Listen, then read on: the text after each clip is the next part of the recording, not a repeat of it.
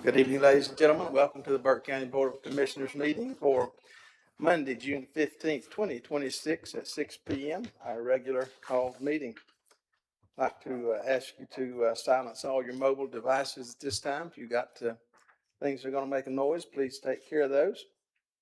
I'll remind you, if you come to the lectern tonight to speak, please be sure to press the button on the right so that the red light comes on so we can hear you and get a good YouTube recording as well. Very pleased tonight to have Reverend Ron Gregory with us, assistant pastor at Mount Home Baptist Church, to lead our invocation. And after Brother Ron has our invocation, our attorney, Mr. Sparks, will be leading us in the Pledge of Allegiance. So, Brother Ron, you come to stand together, please. The Bible tells us to pray for those in authority over us, and I want you guys to know that we pray for you every day, not just tonight, but every day. We appreciate the work you do. Let's pray to the Lord. Father, thank you for this great privilege to call on your name tonight. Thank you, Lord, for the opportunity to see our government in action at the very fundamental level. And we just thank you, Father, for Burke County. Thank you for how they have welcomed us as we have just been moved here for a few years. And Lord, it's been just a great experience for us. And thank you, Lord Jesus, for all of these folks that are involved in our county government. We lift them before you. We pray that there would be folks of integrity. There'd be folks, Lord, that are willing to work together. Most of all, that they would have compassion for those that they serve, Lord Jesus, that they would remember that they've been placed here by you for a very special reason, and that's to be of service to others and do good for others. And I pray, God, your blessings upon them as they proceed with their meeting tonight. In Jesus' name, amen. Amen. Thank you, Pastor. I pledge allegiance to the flag of the United States of America and to the republic for which it stands, one nation, under God, indivisible, with liberty and justice for all. Thank you. You may be seated.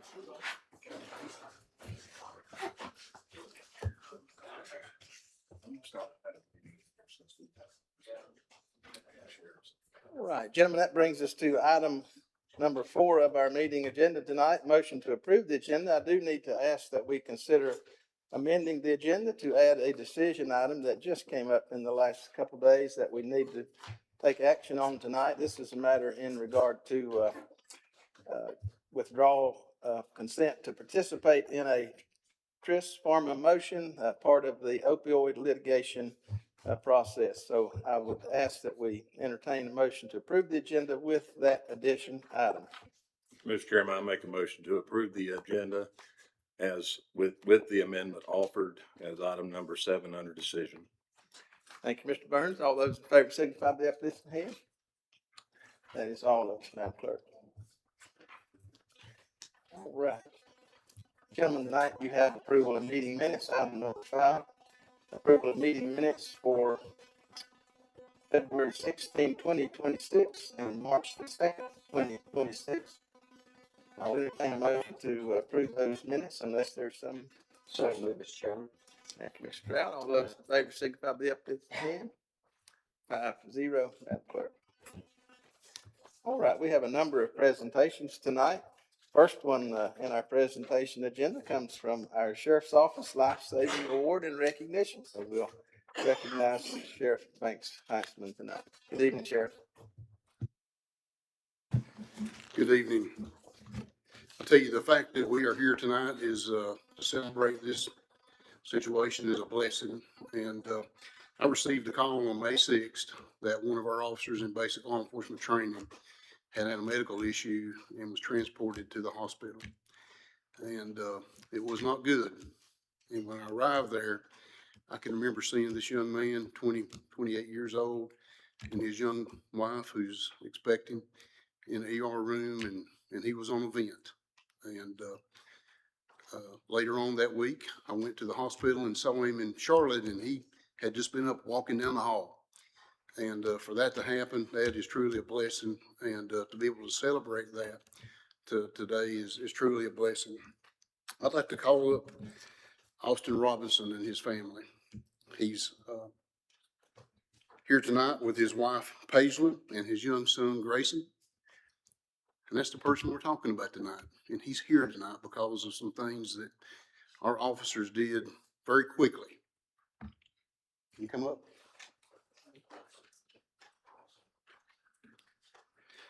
I'd like to call up Director, Basic Law Enforcement Training Director Brian Christie, Deputy John McKinney with the Burke County Sheriff's Office, Morgan Department of Public Safety Officer Justin Walker, and North Carolina Highway Patrol Trooper Ben Phillips.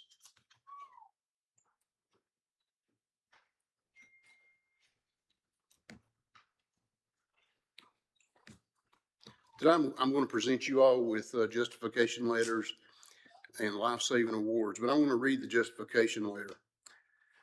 On May 6th, let me get my glasses. May 6, 2026, Basic Law Enforcement Class 2026-01 was conducting field sobriety testing at Western Piedmont Community College.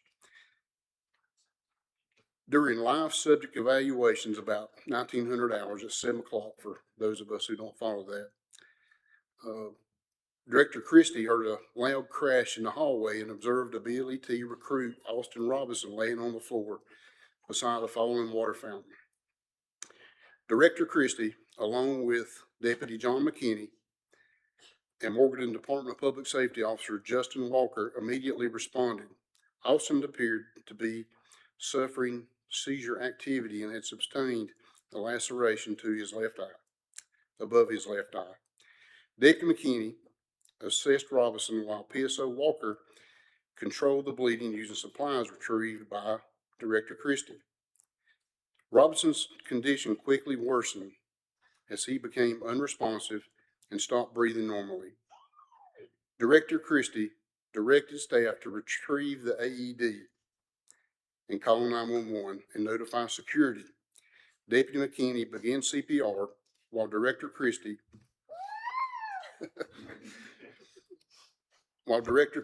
and PSO Walker prepared and applied the AED pads. The AED identified a shockable rhythm and one shock was delivered. CPR, ventilations, and AED monitoring continued for several cycles until EMS arrived approximately 20 to 25 minutes later and assumed command of the scene. Throughout the incident, Director Christie, McKinney, Trooper Phillips, and PSO Walker acted quickly, professionally, and without hesitation to provide life-saving medical care to Deputy Robinson. The decisive and coordinated actions of Director Christie, Deputy McKinney, Trooper Ben Phillips, PSO Walker were instrumental in sustaining Deputy Robinson's life until advanced medical personnel arrived. It is with great pleasure that I award Director Brian Christie, Deputy John McKinney, North Carolina Trooper Ben Phillips, and PSO Walker the Public Safety Award in recognition for their extraordinary actions and commitment to preserving life.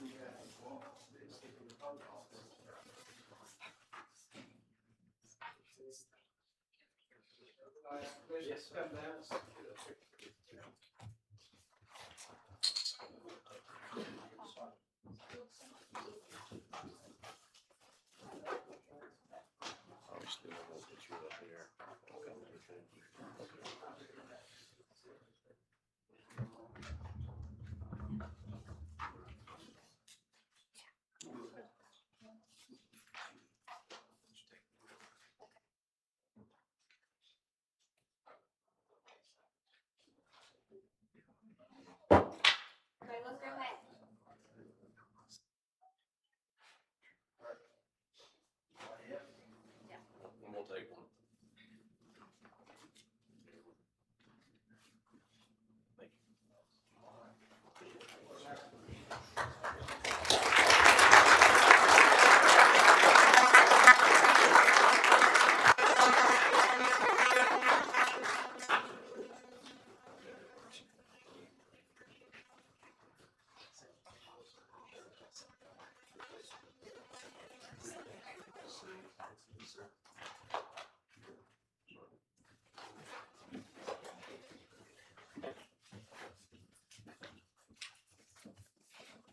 I think if they see Miss Beth Hyde, they're ready for litter pickers uppers now. That's All right. One last thing I would like to say is I just appreciate Western Piedmont Community College and especially Director Brian Christie, who has, was a paramedic years ago here for Burke County, worked at Morgan Department of Public Safety, retired, and does an outstanding job building new recruits for, this area's law enforcement agencies. And we are so lucky to have him in that position. And, tonight is just a great example of that training paying off. So thank you. Thank you, Sheriff. And once again, another great example of our guys and gals who are always on the ready at any time, any moment. Let's give them one more round of applause.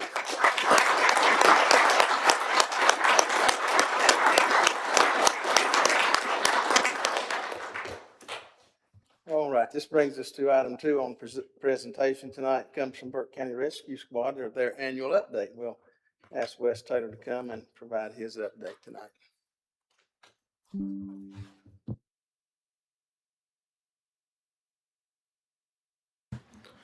Well, thank you all for having me. That's a tough act to follow there. We're extremely happy everything worked out for Austin. It couldn't have been in better hands. We're also extremely proud of Deputy McKinney here, who's also served as a captain with Burke County Rescue.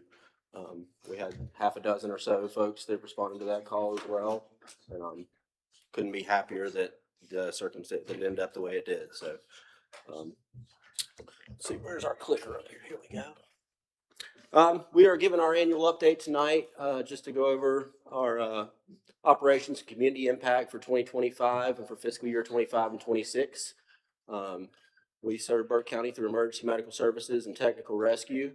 This here is one of our training photos up at the chimneys in the Limble Gorge, one of the areas we respond to regularly.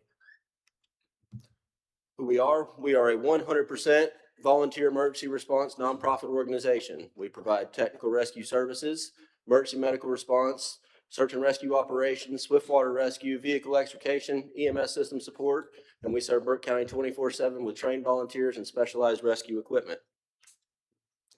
This past year, we obtained our advanced EMT provider status, which allows us advanced life support capabilities, expanded medical treatment options, improved patient care during emergencies, and enhanced integration with Burke County EMS system plans and protocols.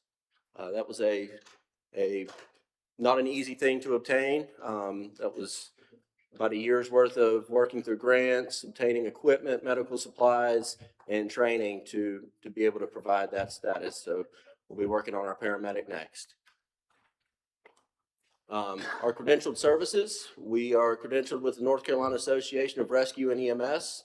We are currently credentialed as a heavy rescue provider, high and low angle rope rescue, swift and surface water rescue, and a rescue ambulance provider. And we are currently awaiting inspections for our mountain and alpine rescue, wilderness search and rescue, and medical first responder. In 2025 alone, we were dispatched to 3,107 calls for service. As a 100% volunteer agency, that is a very big responsibility. A large majority of those calls are for first responder services or assisting Burke County EMS in the city limits of Morganton, where we provide first responder service at the AMT level. In addition to that, we responded to 111 search and rescues since last year. 34 motor vehicle accidents with entrapment, 14 other entrapments, 14 water rescues, 5 confined space, 27 EMS alerts for when Burke County EMS had 1 or less EMS unit available, and 56 EMS standbys to events, fires, and law enforcement incidents. We have a 100% response rate to our rescue calls and approximately a 50% response rate to our first responder calls here in the city limits of Morganton. 1,500 call response is still extremely impressive for a 100% volunteer department, but we are hoping to get to the point where we can have a full 100% coverage of that 3,000 calls. In the past year and a half, we have implemented a new training system and membership process, which helps us create a structured application process with formal interviews, required rescue and EMS training, and competency-based release process. Our goal is to create highly capable responders with a strong foundation in technical rescue, emergency medicine, and operational safety. Our new members, which in the last fiscal year, we voted in 11 new members that range from completely new and experienced to EMTs, paramedics, experienced wilderness providers, as well as a nurse practitioner, a PA, all high quality, motivated individuals. That we have a new process for training. They go through an 8-week program where we train them at a basic level to be able to provide technical rescue services, and that's everything from rope rescue to water rescue, vehicle rescue, and to provide medical care while we're doing all of these rescues. We have provided regional training here in the past year with a vehicle extrication training weekend for regional responders and countywide.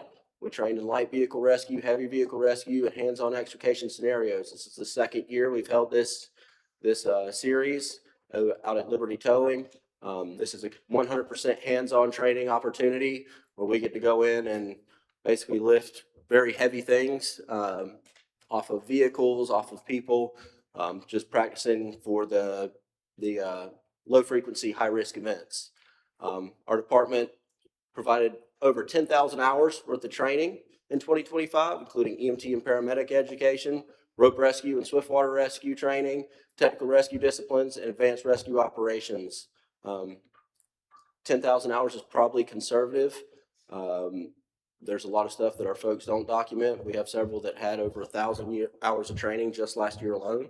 So it all adds up and creates some top-notch providers. In the past, since the beginning of 2025, we've secured over $130,000 in grants. That's helped us obtain this new UTV here with a patient transport system, trailer to haul it, X-Series cardiac monitor, air gas monitor, Stokes baskets, medical response equipment, new life safety rope harnesses, rope rescue hardware, heavy rescue airbags, and rain gear for all of our members so that when they're in the bottom of the Linville Gorge in a thunderstorm, they can all stay warm and dry. All of this, we actively pursue outside funding to reduce the burden on Burke County taxpayers. We also seek out community support and donations. We've been fortunate to have received 2 swiftwater rescue boats, a mini excavator, motorized Stokes wheel basket, and multiple generators, which has already been put into service to help save lives here in Burke County on multiple occasions. As with everywhere else, challenges are rising financial costs. Our insurance alone with vehicle expenses consumes nearly 50% of our annual allotment. When I took over in 2024, our annual allotment for Burke County was $105,000. Working with our county manager here, his recommended budget for this year is $160,000. That's almost a 50% increase in the past 2 years, which is phenomenal. We couldn't do it without y'all's support. So we thank y'all for, especially the county manager, for sitting down with us and helping to work with us, reaching our goal of where we need to be. Nothing is getting cheaper. As y'all know, we have over $1 million worth of equipment. That equipment expires, and it has to be taken care of. It has to be repaired, and it has to be maintained. All of that adds up very quickly. You put the word rescue in front of something, and it gets exponentially more expensive. So every dollar we receive is reinvested into our personnel, training, equipment, emergency vehicles, and operational readiness. Some of our critical needs are portable radios, just like everywhere else. End of this year, most of our handheld radios will be expiring and will be no longer used in the Viper system in the state of North Carolina. So we have purchased, and we just purchased an additional 15 units So that's 30 that we purchased out of our budget and out of budgeted funds. The county helped with a grant to purchase an additional 15 and replace all of our mobile radios in our vehicles. We're still working on getting 20 more radios, so that way we have spares and radios that have dual band capabilities, so that when we get stuck somewhere where the Viper system does not work, we'll have VHF or an alternate communications plan. Our ambulance, 99 Medic 1, is a 1998 Ford F-350 4x4 ambulance. It is the only backup ambulance here in Burke County. When Burke County reaches one available ambulance or zero available ambulances, we are placed on EMS alert. We have volunteers that go out to the station, man this unit, and we regularly transport victims to the hospital on this 1998 ambulance. We take great care of it. It'll get there eventually, but it won't get there fast. It's kind of like we tell our patients, kind of like stepping back into a time capsule. You get a good view of the past. All the equipment on it is up to date. It's inspected by North Carolina Office of EMS up to the advanced EMT level, so it is still functional. However, we are needing a replacement fairly badly. It has exceeded its life service. We are frequently repairing it. As you know, nothing's going to fix itself. Seals go bad, airbags go bad, so we're constantly working on this. We're looking for support in either locating or having donated a low mileage used 4x4 ambulance. A brand new ambulance is anywhere from $200,000 to $250,000. With our current budget, that just isn't an option for us. So trying to locate a used lower mileage ambulance or an older unit from Burke County EMS would be a great asset for us, not only for doing medical standbys for large events here, responding to wildfires, structure fires, law enforcement incidents, but also for EMS alerts to transport patients when Burke County EMS is at full capacity. We are also hoping to create a part-time staffing position. We are currently working off of 100% volunteer staffing rotation. We have members that come in and serve the amount of time that they can that fits into their schedule. All of our members have other jobs, they have families, so it's tough to cover 24/7, 365 with volunteers. We are actively working to find funding to help offset some of this cost. However, we are not eligible for the SAFER grants, and same that fire departments are. They kind of leave us out of that category as a rescue squad. We aren't eligible for those grants. So the benefits would be faster response times to emergency calls here in the county, increased reliability, increased county coverage, and better support for Burke County EMS and our county fire departments, who we assist regularly. We're also needing to expand our facility. We currently operate out of a 4-bay station. Those 4 bays hold 3 trucks, a UTV, and 3 boats, and right now 2 ATVs as well. We grew out of that building quite a while ago. We are actively looking for a piece of property somewhere near the city limits of Morganton that would be closer to I-40. We're working on securing some loans for putting up a building, but we've got to find a location to put it first. As mentioned before, we ran over 3,000 calls for service in 2025. We continue to support Burke County EMS during critical staffing shortages. We expanded our advanced medical and technical rescue capabilities, completed over 10,000 hours of training, more than $130,000 in grants. We remain committed to rapid emergency response, professional training and preparedness, responsible stewardship of county resources, protecting the citizens and visitors of Burke County. We're 100% volunteer, and we're 100% committed to Burke County. Any questions that I can answer for y'all? All right, thank you, Wes. Another great example of tremendous work going on here in our county by folks that are all volunteers and working in some extremely difficult conditions, oftentimes in areas where most of us aren't going to find ourselves very quickly. So We'll be happy to take you anytime you want to go. Give you the grand tour. Any Thank you, questions for Wes on his report tonight? Wes, on your ambulance, is the box in a condition where it can be remounted? Is that an It would option? not meet current standards. North Carolina standards have changed in the past 7 or 8 years. It would not meet the current compliant. It's currently grandfathered into the system. Okay. I just want to say thank you guys for all you do. Thank you very much for y'all's continued support. Any other questions? All right, again, thank you. And so often these guys are working for folks that come to play in our county. We have a wonderful wilderness area. We all enjoy it and love it, but we also have lots of friends that come from lots of places that you guys get to rescue. And we thank you for doing that. It's commendable in every way. With that, gentlemen, I'll entertain a motion to accept this report as presented. Mr. Chairman, I'll make a motion to accept the report as presented. Thank you, Commissioner Barry. All those in favor signify by the uplifted hand. 5-0, Madam Clerk. Wes, again, thank you.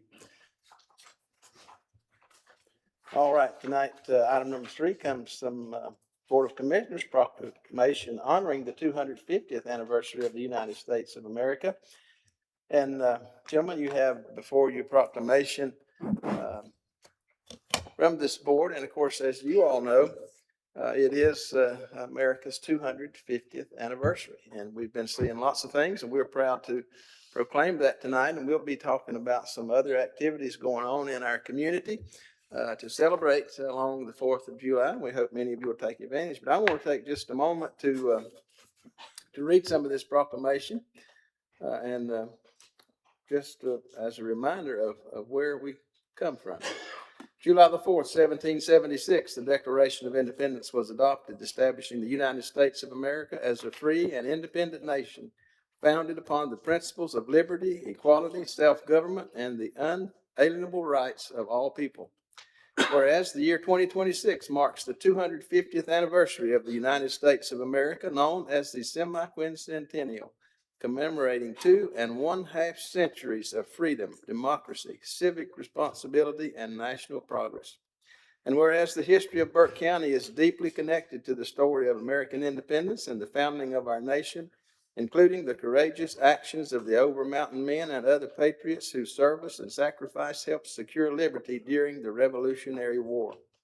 And whereas for 250 years, generations of Americans have defended and strengthened the ideals of our republic through military service, public service, community leadership, innovation, faith, education, volunteerism, and civic engagement. And whereas the semi-quincentennial provides an opportunity to reflect upon our shared history, honor those who came before us, celebrate our achievements, and inspire future generations to embrace the responsibilities and privileges of American citizenship. And whereas that the Burke County Board of Commissioners express its gratitude to all veterans, active duty military personnel, first responders, public servants, and citizens whose dedication and service continue to strengthen our communities and our nation. And therefore be it proclaimed, the Burke County Board of Commissioners hereby recognizes and honors the 250th anniversary of the United States of America, and encourages all residents of Burke County to participate in commemorative activities, reflect upon the sacrifices that secured our freedoms, celebrate our nation's rich history, and renew their commitment to the enduring ideals of liberty, democracy, and responsible citizenship. Approve this day, the 15th day of June, 2026, Burke County Board of Commissioners. So a wonderful proclamation, and I'm going to ask our commissioners to come down front. And if you're a veteran or any folks that military service, public service, community service, all you guys that help protect us, protect our country, maybe connections in any way to commemorating our 250th anniversary. We may have some folks. I know I see one who is part of our 250th anniversary committee that's been working. If you're part of that group, come on down. Let's take a quick picture to commemorate this time together, okay?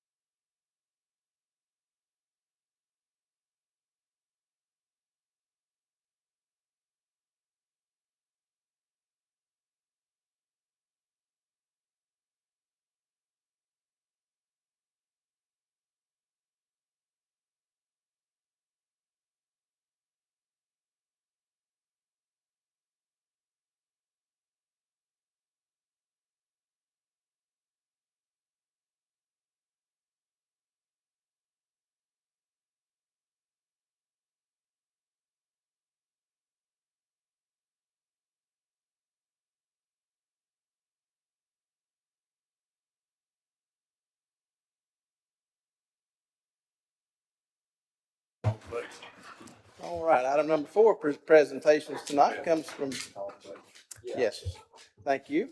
We'll call for a vote to approve proclamation number 2026-08. So moved, Mr. Chair. Thank you, Mr. Vice Chair. All those in favor signify by the uplifted hand. 5-0. All right, now we're ready for Lake James Litter Cleanup Report. This will be presented tonight by Howard Morgan, Lake James Area Wildlife and Nature Society. Evening, Howard.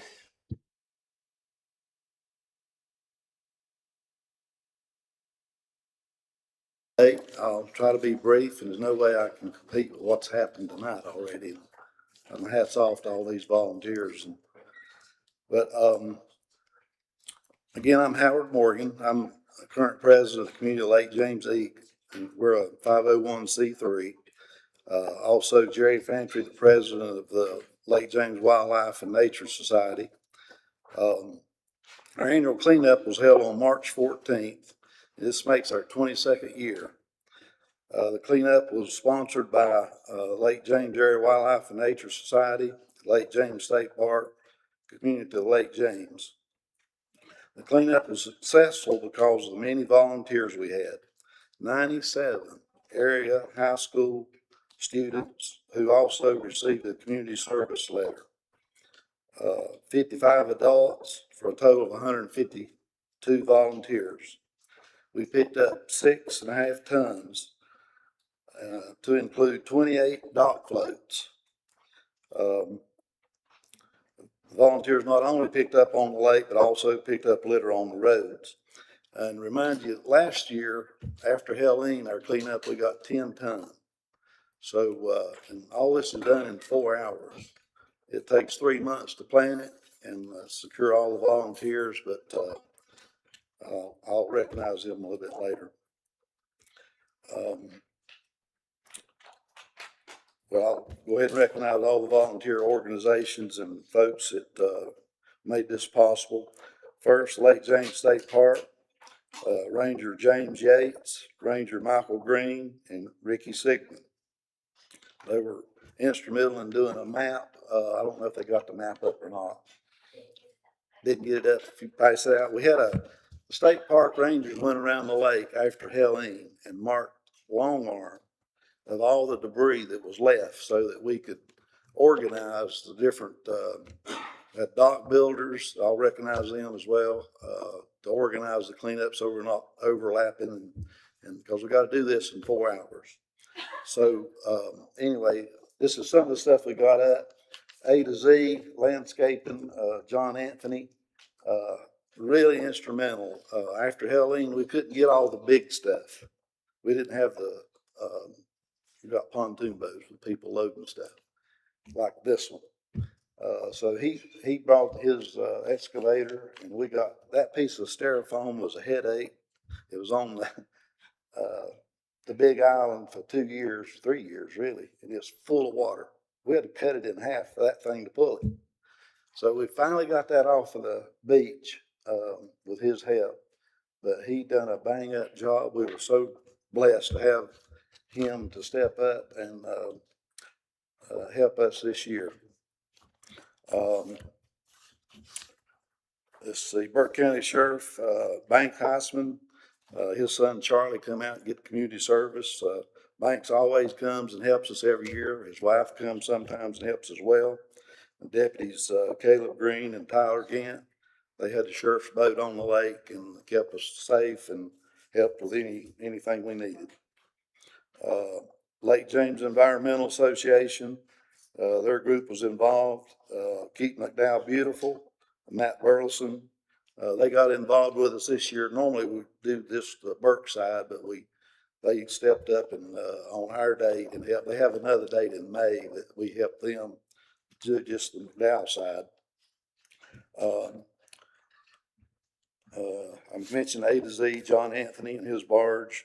Burke County Landfill, Mark Delahan, I saw him here tonight. Thank you. And Alan Reed, they organize the dumpsters for us, and it's a real blessing not to have to worry about when they're coming, when they're going to pick them up. We also had Philip Leonard his employees with Custom Innovation Dock Builders. He told me not to tell this because his wife don't need to know it, but he paid these guys to come help. He paid his employees to come help that day. I felt it was worth mentioning, so. Ken Brooks, he's another dock builder with Lake James, Lake Services. Nick Parker, dock builder with Lake James Outdoors. All these guys got the equipment to do the big stuff. They all volunteered and, helped get all this stuff out. Cliff Bechtel, stand up, Cliff. He arranges all the food. We get food volunteered from all area restaurants, to feed all these people, and we have it left over. So thanks, Cliff, for organizing that for us. Let's see, Jerry Fantry, he is, my right-hand guy. I do all the boat, water, arranging, and he does all the land and students. So I'm gonna recognize Jerry for a second, if you don't mind. Couldn't do it without him. Thank you, Howard. Thank you. Good evening. As you can see, and as Howard mentioned, this doesn't happen by accident. Mega planning goes into this 3 months, phone calls, emails. It takes a lot. It takes a lot, but the results are so worth it. Look at that. How many tons was that? 6.5. 6.5 tons of debris from the water, from the land. It's just amazing. It is just amazing. I want to recognize a few other people. Rick and Lori Craig. Rick is the president of the East Shores Homeowners Association. The members of Rick and the members and Lori Craig help with the road cleanup from three-way supply down to the dams. They take a little pressure off me so I can get the other crews out there. Adam Mazzolini from Burke County Schools, Michael Spath from Western North Carolina Community College. Their response with the students, 97 students, amazing, absolutely amazing. Now, we always meet at roughly 8 o'clock at Lake James State Park. And I want to give a shout out to Marty Revis, because I'm the guy who's got to dole out the areas with who gets what area to clean up. Marty keeps me straight because there's at least 15 to 20 minutes of chaos. Everybody wants to get going, and you can only assign so many at certain times. So Marty helps out. Marigold Stevens, part of our crew also, very good. Cliff, Howard already recognized Cliff Bechtel. Cliff makes it all worthwhile. He brings the food at the end of the cleanup. And he is just awesome, just awesome. Also want to shout out to Sheriff Heinzman, all the deputies, Caleb Green, all the other deputies that helped on the roads with me. It was just an outstanding response, and it's really heartfelt. You leave the day as though you've accomplished something, and it's just great. We love it. Thank you too. Thank you, Jerry. Okay. A few more recognitions. I'll make it brief. Mimosa Boat Landing, Corbin Hightower, he lets us put a dumpster there. He uses his front end loader to bring it off the ramp, put it in the dumpsters. Jessica Stiles and Wendy Oxentine, student registration, which is really big. We have to register all the students, know who's there.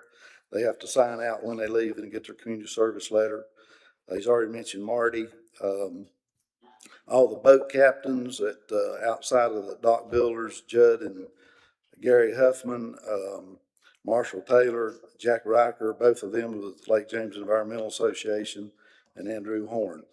And a big thank you to St. Paul's Episcopal Church for all our meetings that we have to do all these planning. And Jerry's already mentioned Rick and Lori. In closing, Rick asked me to mention again last year when he was here, he mentioned this canoe portage area. It's still a big problem. Over 30 cars there yesterday. Probably 100 or so people on the little old beach with tables and He picked up a truckload of trash there last year. I know some of them's picking up some. I see trash bags hanging on poles. They pick up some. We got people staying there overnight in cars, homeless people, campers that stay overnight. I know y'all don't see all this. I pass it every day. A lot of people that live up there pass it. I know it's not your problem, but it's Duke's problem. And Duke, they told us last year that they had plans to do something to make a parking area for folks. That's fine, but if it's not managed, what happened up there this past weekend that we all read about, and pray for this young man that lost his life and the family. And a great big thank you for all the first responders and people that were there to locate this young man. I saw it. I was out on water right after it happened. I saw the wildlife boat there, and I knew something was wrong. Had a blue light on. I saw the lights up on the road. Didn't have a place to park. Had the road blocked. But anyway, big thank you for what they did. It's really unfortunate. Duke took the ropes down where they wasn't swinging. They can't stop people jumping off the rocks, but they can stop the people parking there and give them access to a place that's unsupervised. We've got the state park.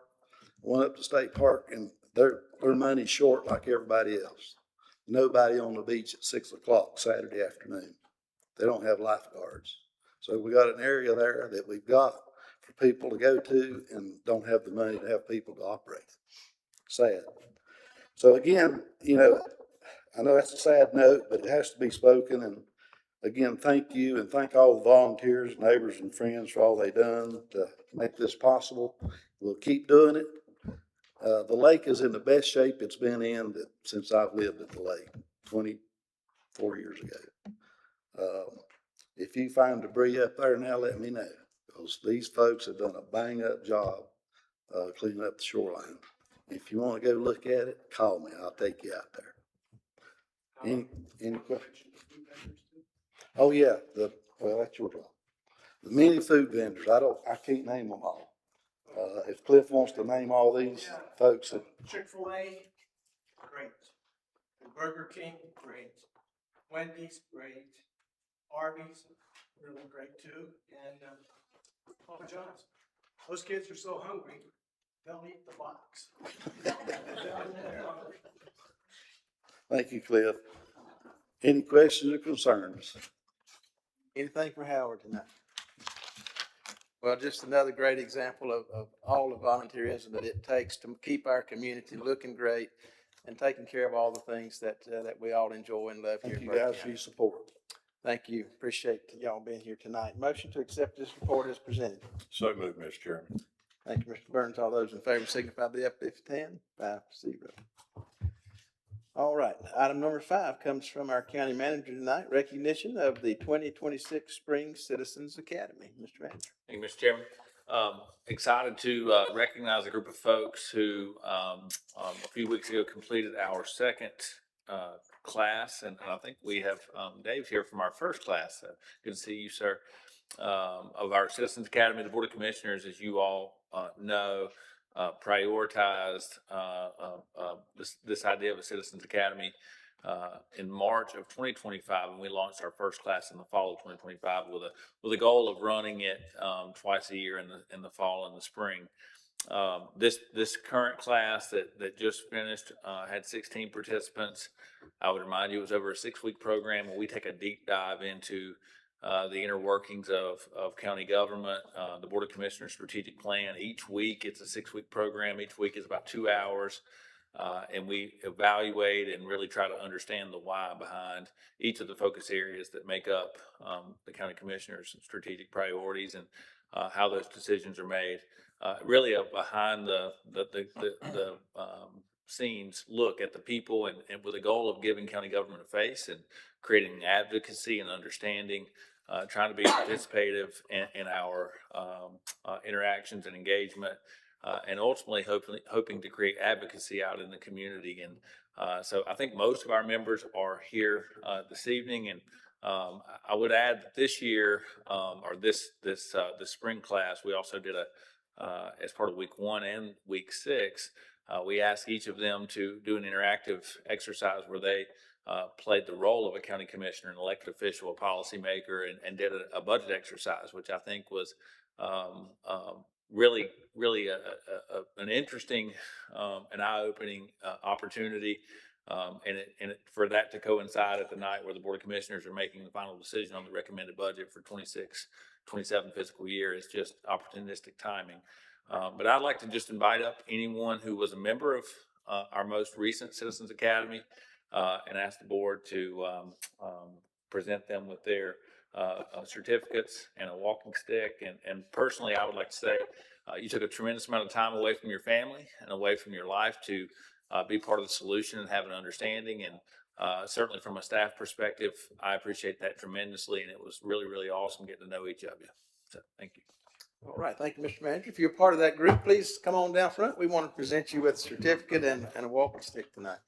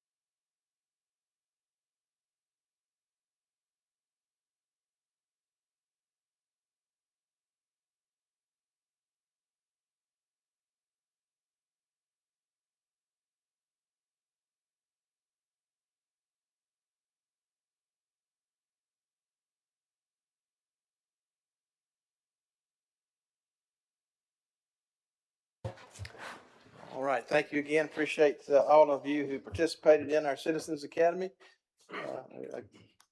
Hopefully it was a great experience for everybody that participated. This brings us to scheduled public hearings tonight. We have two public hearings. First one comes from Community Development, ZMA 2026-02, 2524 Branch Drive, Valdez, zoning map amendment and public hearing. This will be presented tonight by Patrick Dickinson, our planner. Evening, Patrick. Good evening to the board. Thank you for the introduction. Tonight I'm going to be presenting the staff presentation for ZMA 2026-02, applicants Dalton Buchanan and Emma Seagraves. This is at 2524 Branch Drive in Valdez, and their request is to rezone a single parcel of land from residential 1 to residential 2. Go to the next slide. So a little background on this parcel.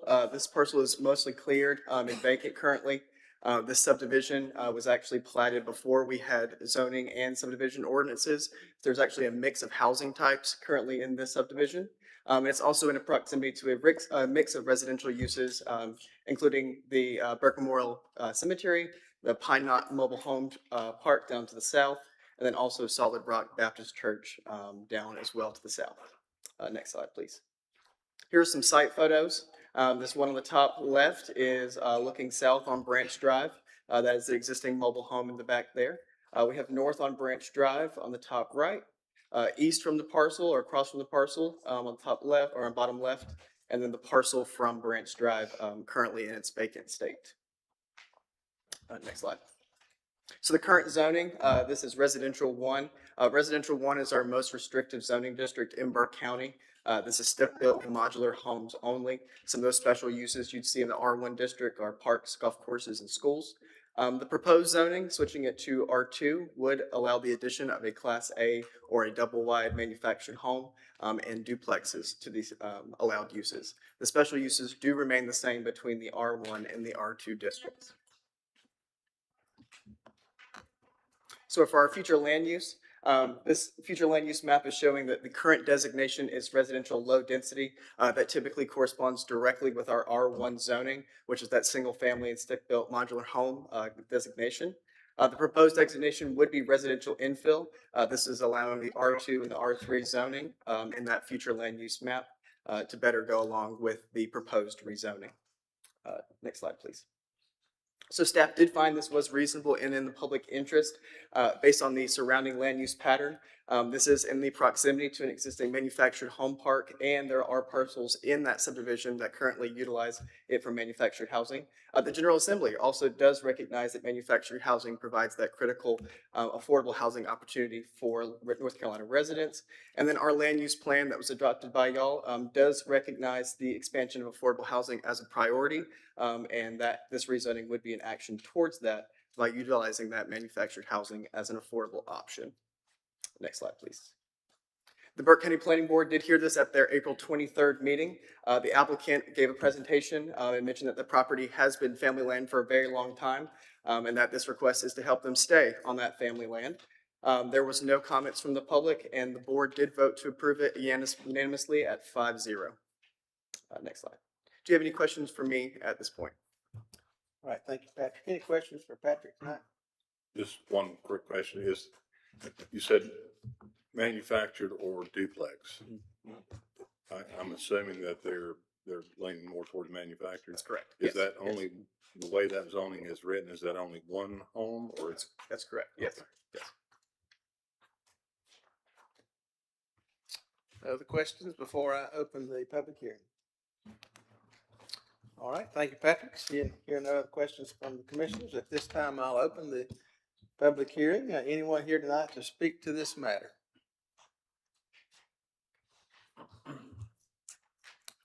All right, seeing here none, I'll close the public hearing at this time. Gentlemen, what's the pleasure of the board?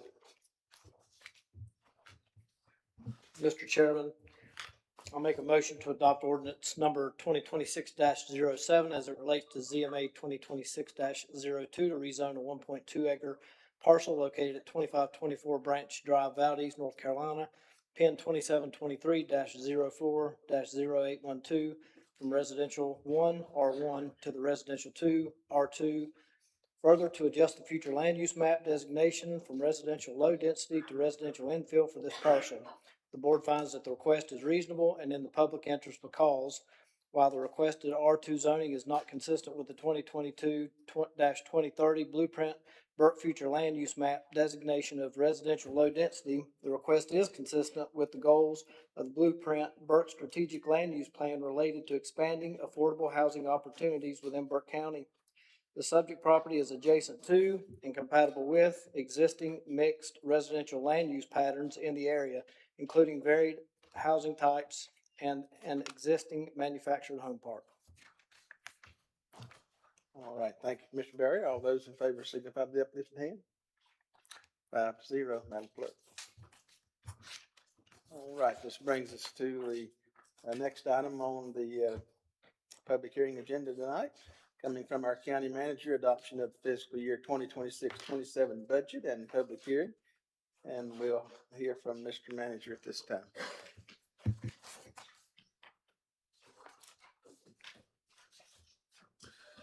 Thank you, Mr. Chairman. I would like to just quickly run through certainly a much shorter rendition of the proposed budget for FY 26-27. As you'll recall, at your May meeting, we took a really deep dive for more than an hour into all of the components of the proposed budget. That document has since been on our website as well as at our senior centers and library for public inspection. And we've also had the opportunity to present at a couple of town hall type settings to folks that have had interest in the budget. And so I'd like to again just recap some of those highlights and then ask you all to hold a public hearing as required by statute ahead of considering the ordinance for the upcoming fiscal year. I'd start by just pointing out maybe the most important takeaway from the budget presentation in May is, as we've all worked through it pretty intensely since January and your March strategic planning work session, through your capital improvement plan draft and that review, all the way through, again, what we looked at a couple of weeks ago. Each budget year seems to present its own dynamic that we try to embrace in really a thematic goal. And for this year, it was managing disruptions and staying committed to that plan. I think that lots of the policies that this board has put into place are working, that we're seeing meaningful improvement across all areas of local government. We have priorities through your strategic plan that I think support our organizational purpose. And this year, unlike really any of the preceding years, there's been external factors, primarily from federal and state policy changes, that have really impacted that. That's not unique to Burke County. Many of the things that I'll highlight quickly are impacting all 100 counties in North Carolina. And our team's goal, and I could not be more proud of the leadership and priority setting from the Board of Commissioners, but also at the professional staff level, the ability to connect those dots and make ends meet, to stay committed to the plan in an environment with such turbulence. And so, again, the very simple example that I've used with our team is if we've taken off in the plane and we've hit our first patch of turbulence, let's stay committed to the destination. Let's not turn around.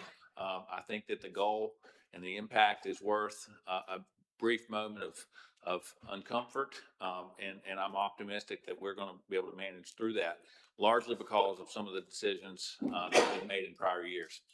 So that's been our focus really for the last 6 months as we built this document for your consideration. There's no new project, there's no new policy, there's no new program.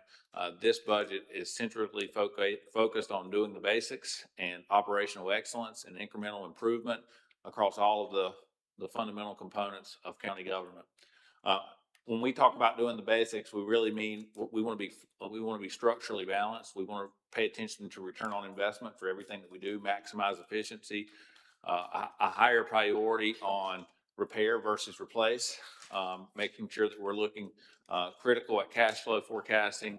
And the plan that I mentioned is a heavy focus on, and we've talked about react, rebuild, rethink, and that administrative 5-year vision that we launched in 2023 is centrally built around investment into our culture, purpose, values, and vision, our systems that operate the organization, primarily people, infrastructure, and technology. And we think if we do those things internally well, our ability to improve lives, which is our purpose, through economic mobility and cultural capital, things of those natures, will impact the community. I'd remind you that your focus area maintain the same 5 areas, or your strategic plan maintain the same 5 areas of focus. And when we went through your strategic planning work session in March, you had what we consider your highest areas of priority. And I'm very pleased to report that each of these areas received a point of emphasis in the budget. I was excited to see that economic development and fiscal stewardship were the top 3. And we think we're going to be able to again, incrementally advance each of those goals.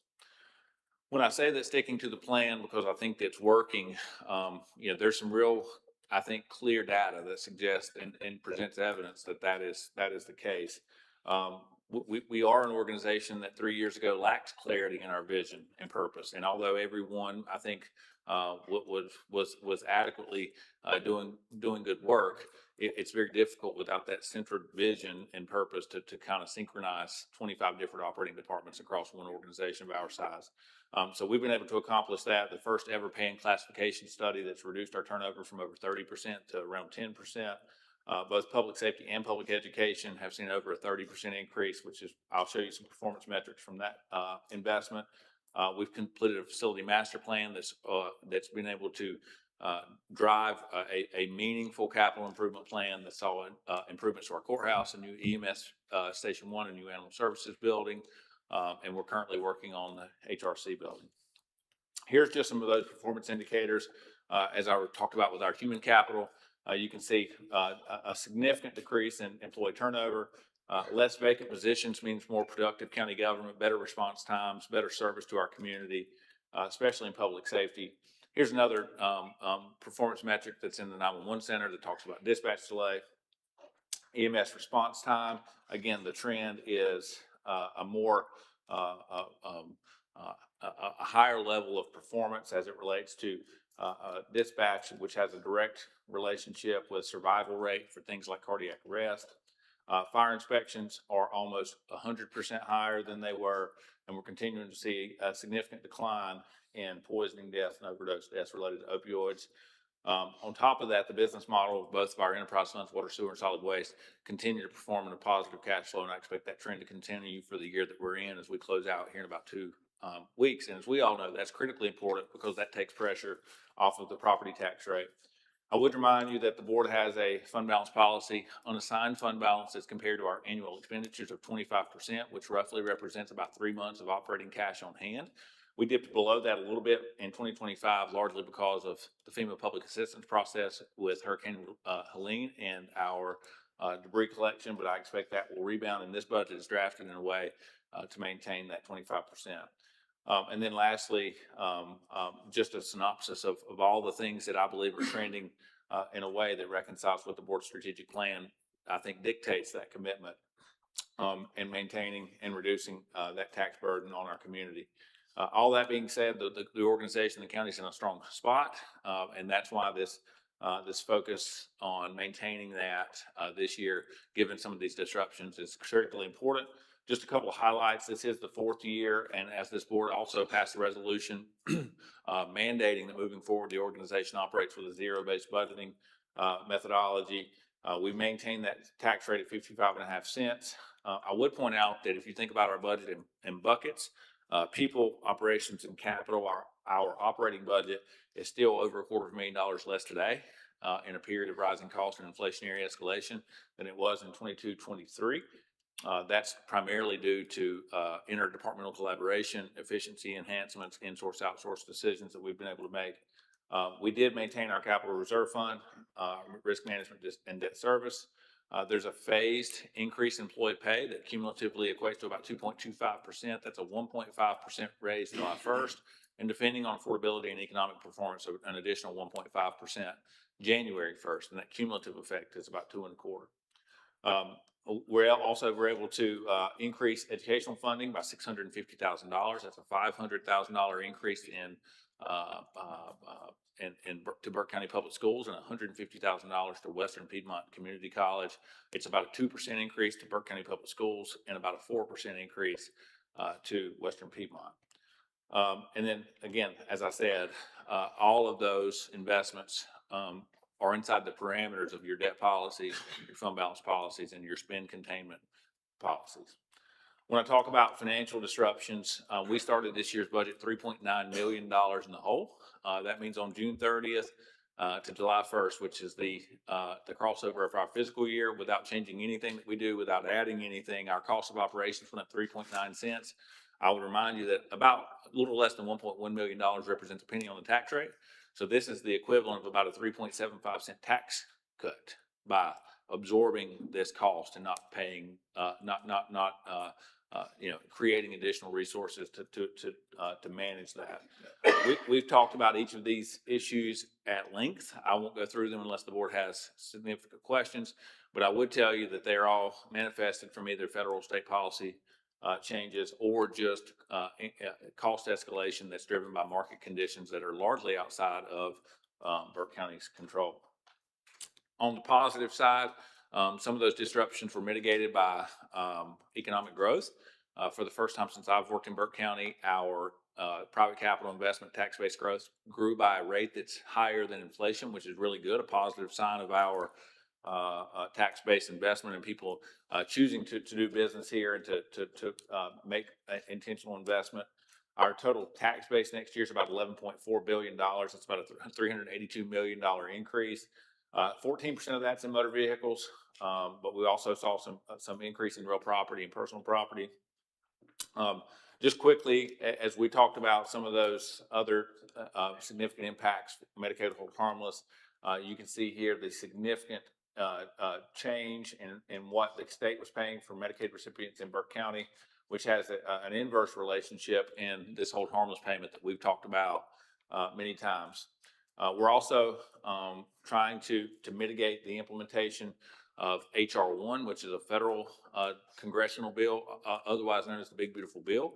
The federal government will no longer, beginning October 1st, 2026, participate in the administrative cost for SNAP benefits, or some people call that food stamps. For year one implementation, that's a reduction in federal share revenue to the county, so an increase in net cost to county taxpayers of about $550,000.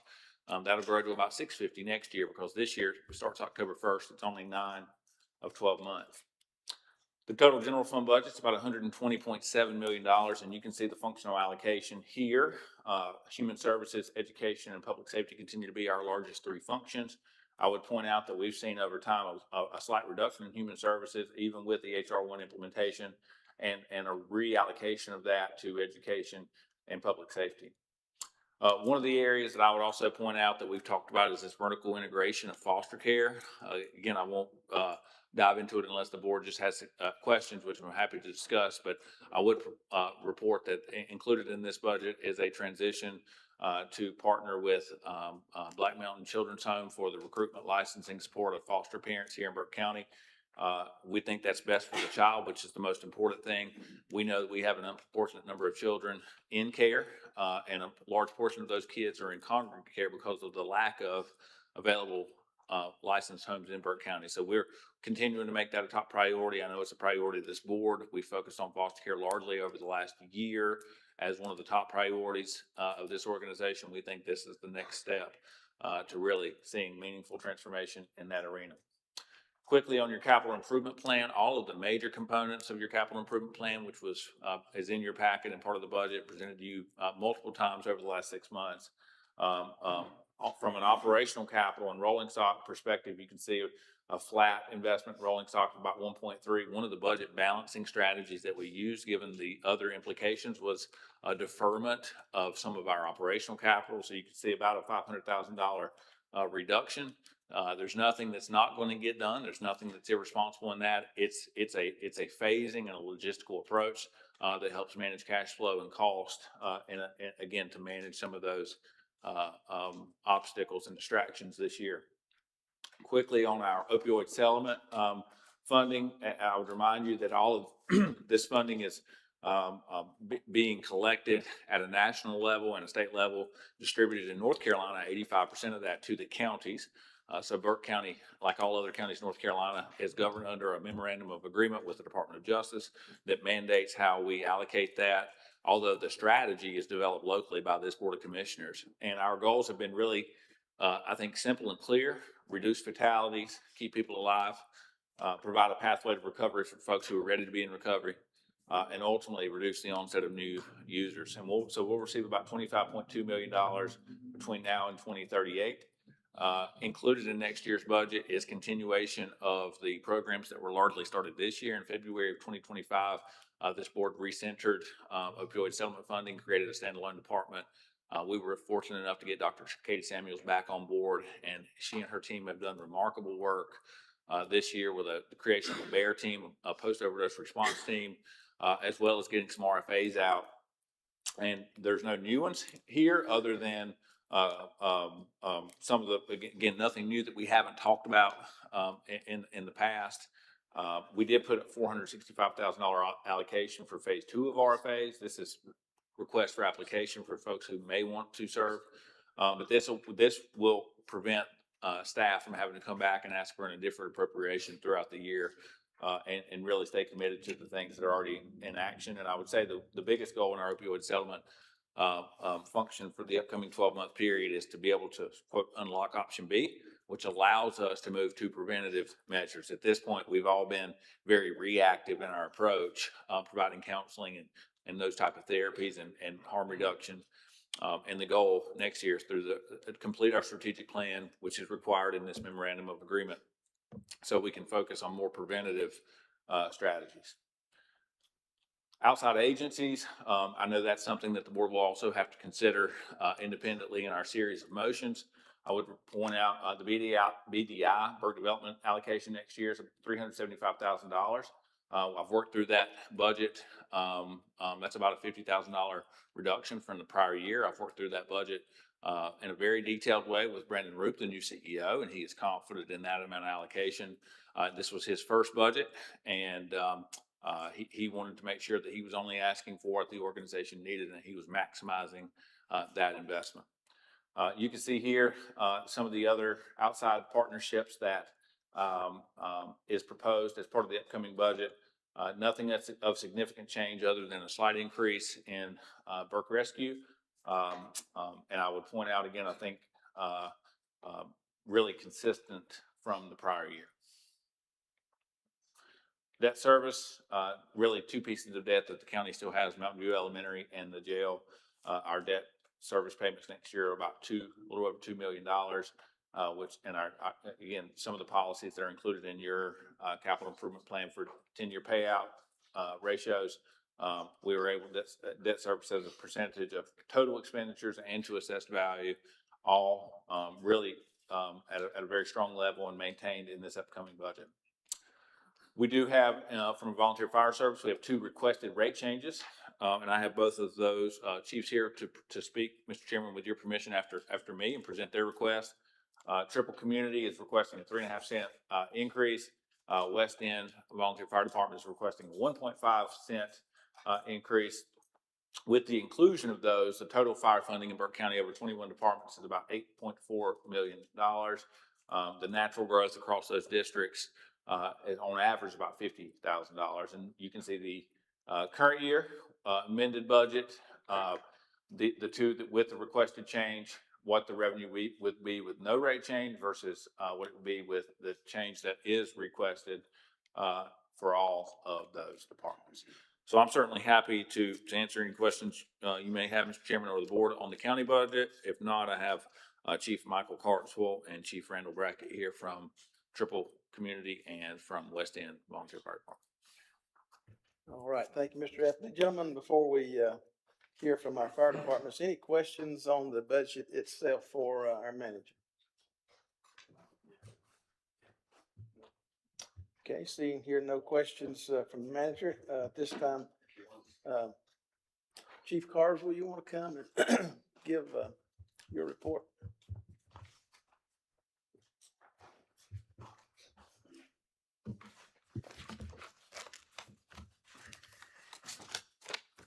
Good evening.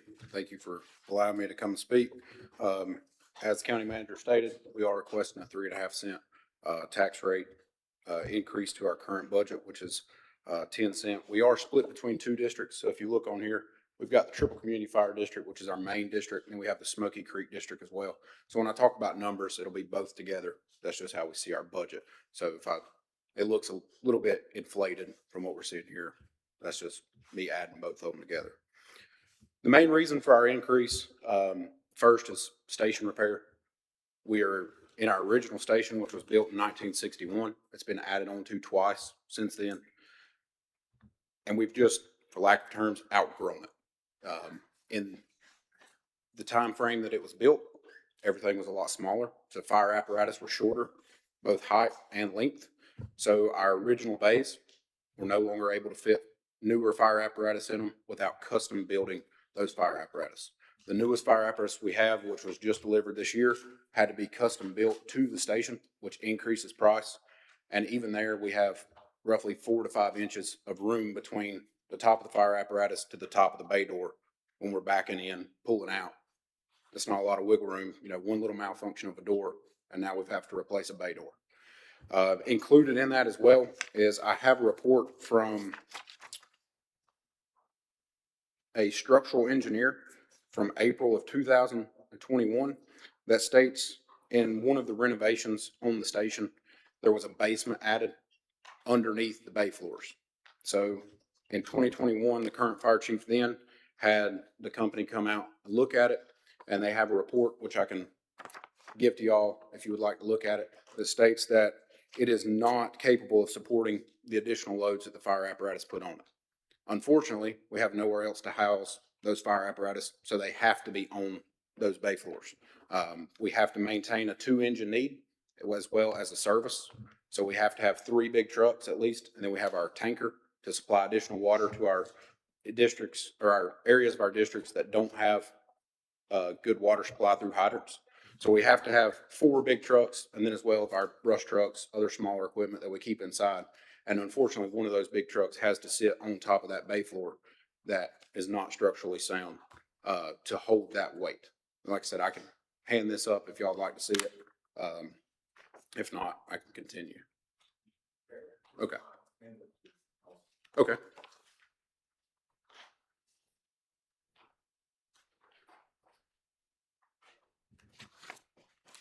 The second big purpose of our increase would be for our staffing.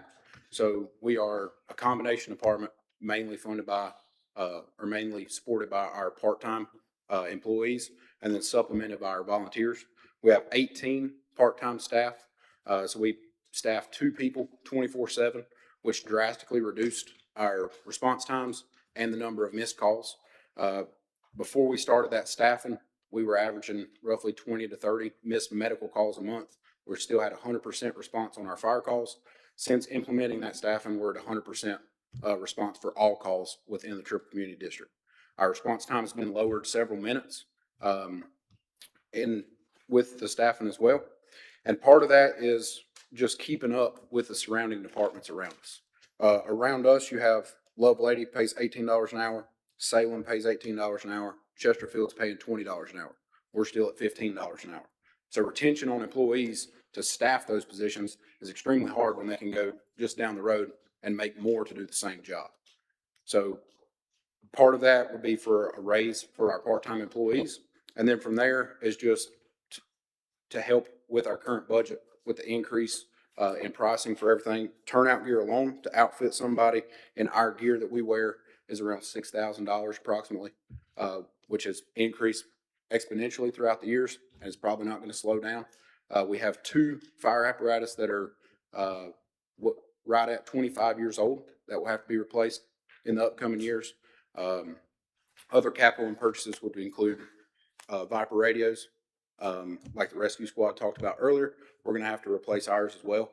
So we're looking at that big purchase, and then a station generator during Hurricane Helene and winter storms. When the power goes out, we don't have a backup station generator. So our board of directors has looked at and is currently exploring avenues to secure us a station generator and put one on our station. So that way, when the power goes out, we're still able to operate. Right now, we have to manually raise and lower the doors to be able to respond to calls. Is there any other questions? Any questions for the chief here? I have a question. Hey, Chief, thanks so much for what all you guys do. I know it's tough, and it's vital what you do for the community. I think in some of the documents that we had received, I'm a little curious about if you have a strategic, like a 5-year, 10-year plan. I think I saw you have about $1 million in cash reserves, if I saw that correctly. And so I'm just curious in what the plan is, going forward. I mean, I hear the things you need, a building and some other staffing issues, but you guys have a written plan on how that works and how you're going to get additional funding for the building. I mean, $1 million in cash reserve seems like a lot to me, but Yes, sir. But I haven't seen like a plan. Yes, sir. So myself and the board of directors sat down just over 2 months ago for a budget meeting and went in depth on a lot of that. So the cash that we have in reserve, I think it's around $800,000.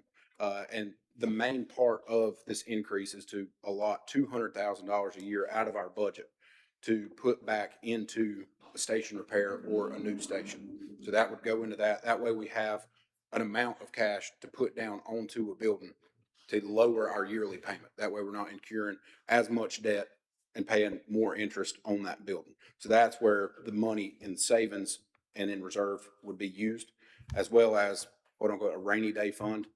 Any moment, we could have an apparatus that has a catastrophic failure of some sort, or maybe a fire that we have to replace a bunch of turnout gear or a bunch of equipment in one go. So to have some put back for that as well. But the main purpose of having that cash reserve is to be able to put a down payment onto a building whenever the decision is made what they're gonna do with it. As far as a, strategic plan, the board and myself and, Deputy Chief Hendricks, we met with Beam Construction, and we've been in talks with Stewart, Cooper Newell Architects as far as the feasibility of adding on a drive-through bay and renovating our current station, or do we just build a new station? Which one is more cost-effective and which one gives us the best end product? So that is still in, talks, but station-wise, and looking at comparable stations, Loveladies building, a new station right now. They're around the $5 million mark. I don't know exactly what it is, but I know it's around there, somewhere. So we're expecting, the 5 million-ish, mark on a new station. And then in talking with Beam Construction for adding on and renovating, it was around $3.5 to $4 million because, to renovate our current, because the biggest expense is bringing the rest of the station up to code. We have paid staff who are living there 24/7, without sprinkler coverage. We have, just facilities that aren't up to par. We have one shower in the entire building for male and female staff. So, and it's located in the male restroom. So we have to talk to all of our employees, kind of get everybody on board. We have locks on the doors. That way the females are able to go in there, shower, feel safe and comfortable doing so, as well as our bunk room. Right now, it's just one common bunk area, with a room with bunk beds in it. When we had female staff working at night, we were able to take an old office, completely clean it out, buy some beds and mattresses to put in there. That way they were able to go in there and again, feel safe and comfortable sleeping at a station, instead of in one common bunk room with male employees as well. Other questions? I have a couple of quick questions, Chief. Again, first, thank you for everything you do. As a former volunteer firefighter myself, my very first ropes class was going off in a Stuck's basket off the back of your apartment. That was a little hairy. And I weighed a lot less back then. They probably wouldn't want to put me in it today. Do you guys have land already if you decide on a new station? Yes, sir. We have almost 5 acres off Trinity Church Road that was purchased, around 2 years ago and is completely paid for. So that would be where we would move to if we had, to build a new station, which is roughly half a mile from where we're at now. So it doesn't affect response. And in terms of the engineering report that you gave Mr. Buchanan a few minutes ago, if they're saying in 2021 that the floor is insufficient to hold the trucks, what liability is created by you putting trucks in there anyway? Have you guys talked about that? We have, we do not allow staff underneath that area. So all that is storage.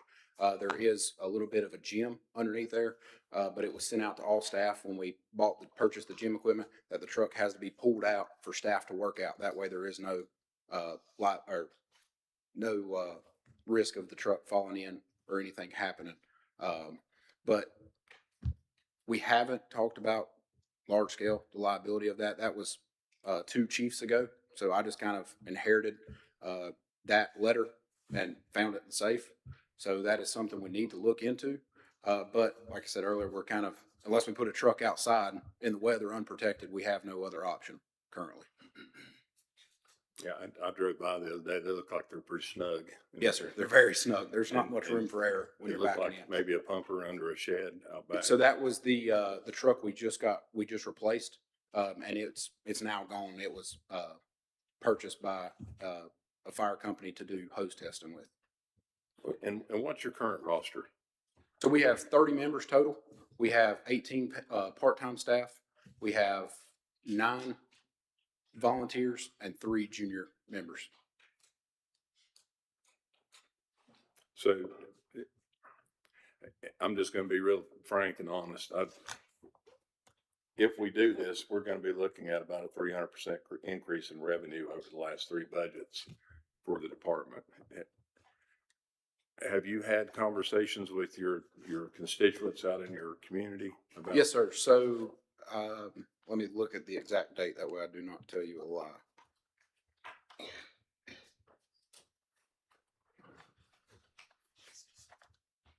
So there was a public meeting or public hearing held at the station on June 9th at 6:30. It was ran in the Morganton News Herald, May 23rd, 30th, and June 6th, as our bylaws state. And we had no community response to the meeting. Okay, no, in other words, no one came that wasn't. Yes, sir. No one attended. Okay.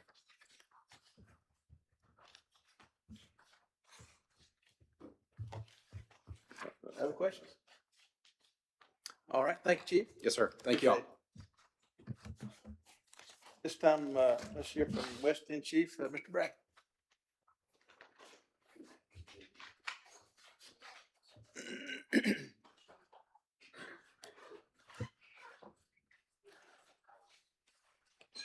Good afternoon. Good afternoon. It's good to see each of you here. It's good to be here to present West End Volunteer Fire Department's request. I didn't come prepared with any formal presentation. I will make a few comments. First comment is this is the first time in 9 years that we've requested any kind of increase in our tax rate. The purpose of the tax rate is or the tax increase is primarily to provide for the replacement of 2 large apparatus trucks. We have one first out pumper truck that's 39 years old.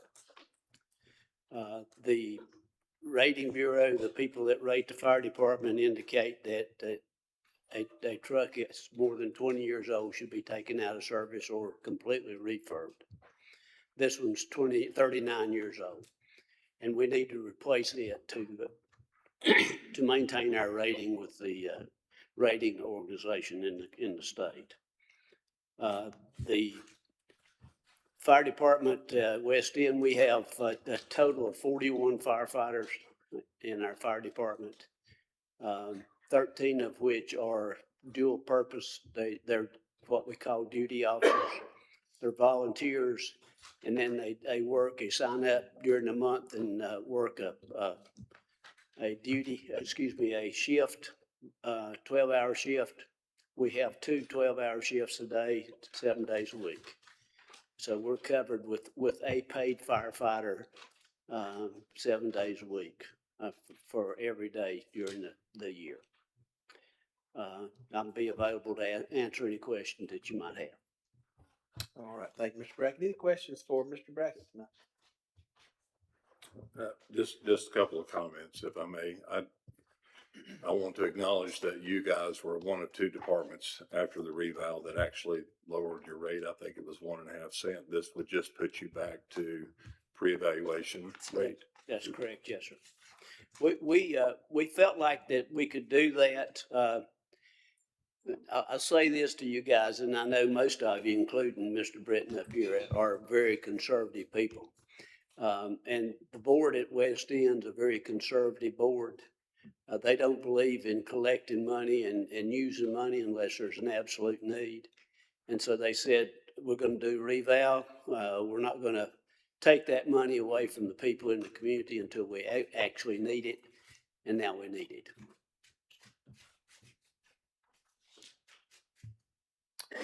Other questions?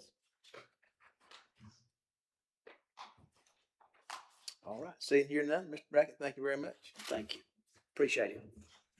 All right, gentlemen. Any further question before I open the public hearing tonight in relation to our budget and these matters? All right, seeing here none at this time, I'll open our public hearing tonight. Anyone here to speak on the matter of the budget or these fire district requests? Speak by what? Can you speak up a little bit, what you say? Anyone here to speak on the budget tonight or the fire department request? Y'all need to give them some more money. All right, hearing no public comment at this time, gentlemen, I'll close the public hearing, and we'll first entertain a motion to adopt the fiscal year 26-27 budget ordinance. Mr. Chairman, I make a motion to adopt the fiscal year 26-27 budget ordinance number 2026-06 as presented. All right, thank you, Mr. Barry. All those in favor signify by the uplifted hand. That's 5-0, Madam Clerk. All right, second item, I'll entertain a motion to establish the West End Volunteer Fire Department fire tax rate. I'll hear a motion. Mr. Chairman, I make a motion to establish the West End volunteer fire tax rate at what's the total of that gonna be? 11 cents, per 100 of assessed value. All right, thank you, Mr. Burns. All those in favor signify by the uplifted hand. Madam Clerk, that's 5-0. All right, this time I'll entertain a motion to establish the Triple Community Volunteer Fire Department fire tax rate. That one we go to.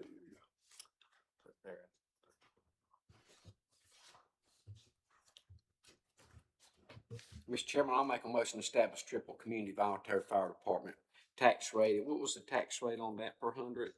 I'm sorry, That would be the proposed if 1.35 you're giving it to them.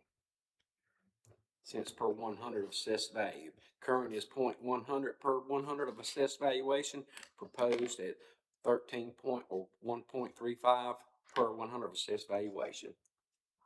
So Did I say that correctly? which one is your motion? The current or the For the proposed? proposed, I'm sorry. Thank you. For the proposed, for the 0.135 per 100 of assessed valuation. Did I get that correct? I think you got it now.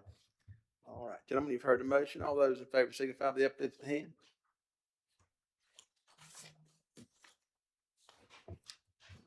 One more time, gentlemen. I'm having turn. I got personal problems. My neck's not working so well. I'm sorry. 5-0, Madam Clerk.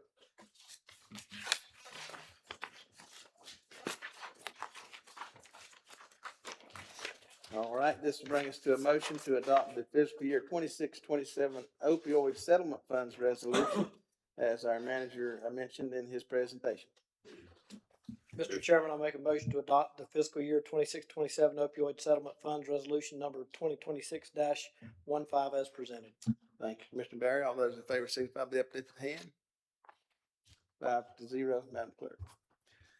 All right, now I'll entertain a motion to approve the memorandum of agreement between Burke County and the Burke County Board of Education. Mr. Chairman, I make a motion to approve the memorandum of agreement between Burke County and the Burke County Board of Education for fiscal year 2026-2027. Thank you, Mr. Burns. All those in favor signify by the uplifted hand. That's 5-0, Madam Clerk. Now I'll entertain a motion to approve funding for nonprofits as set forth in the fiscal year 26-27 budget, with the exception of BDI and VEDIC, who, those two boards, we have some service, on those boards, so we'll entertain those separately in just a moment. So everything except BDI and VEDIC, I'll entertain a motion. So moved, Mr. Chairman. All right, thank you, Mr. Burns. All those in favor signify by the uplifted hand. 5-0, Madam Clerk. At this time, we'll entertain a motion concerning Burke Development Incorporated, BDI. And as I sit on that board, I will recuse myself from this and ask and authorize Vice Chair Smith to facilitate this item. I will entertain a motion to execute funding to BDI for fiscal year 26-27. Mr. Vice Chair, I'll make a motion to execute funding for to BDI for fiscal year 26-27 as presented. All in favor, please raise your hand.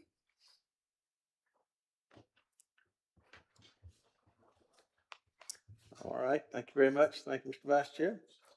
At this time, we'll consider Valdez Economic Development Investment Corporation, and Commissioner Barrier and Commissioner Burns sit on this board, so I'll ask them to recuse themselves, and we'll entertain a motion to execute funding for VEDIC. Mr. Chairman, I'll make a motion to execute funding for VEDIC for fiscal year 26-27. All right, thank you, Mr. Trout. All those in favor signify by the uplifted hand. 3-0, Madam Clerk.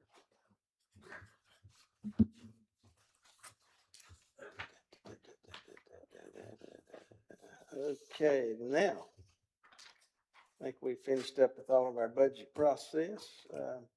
This will bring us to item number 8. Gentlemen, we're running along about, hour and a half. Do we need a brief recess or, how are we doing? All right, I've got a request for a 3-minute recess. All right, we'll be recessed for 3 minutes.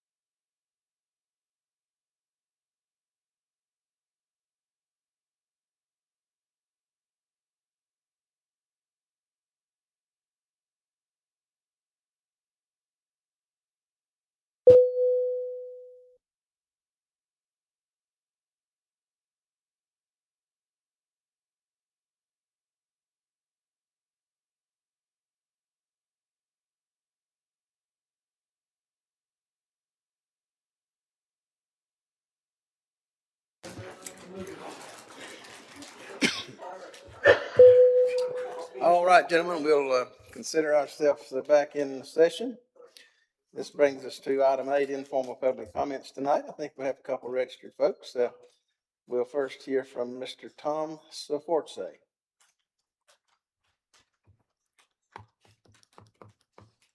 Tom? Maybe we won't hear from Tom. All right, so what about Craig McLeod, or Cloud? Cloud, okay, thank you very much. You will please state your address and for us, please, sir. What's that? Please state your address.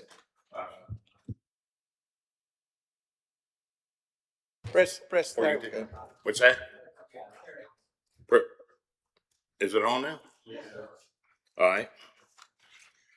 I'm here to speak about the noise ordinance that Burke County has.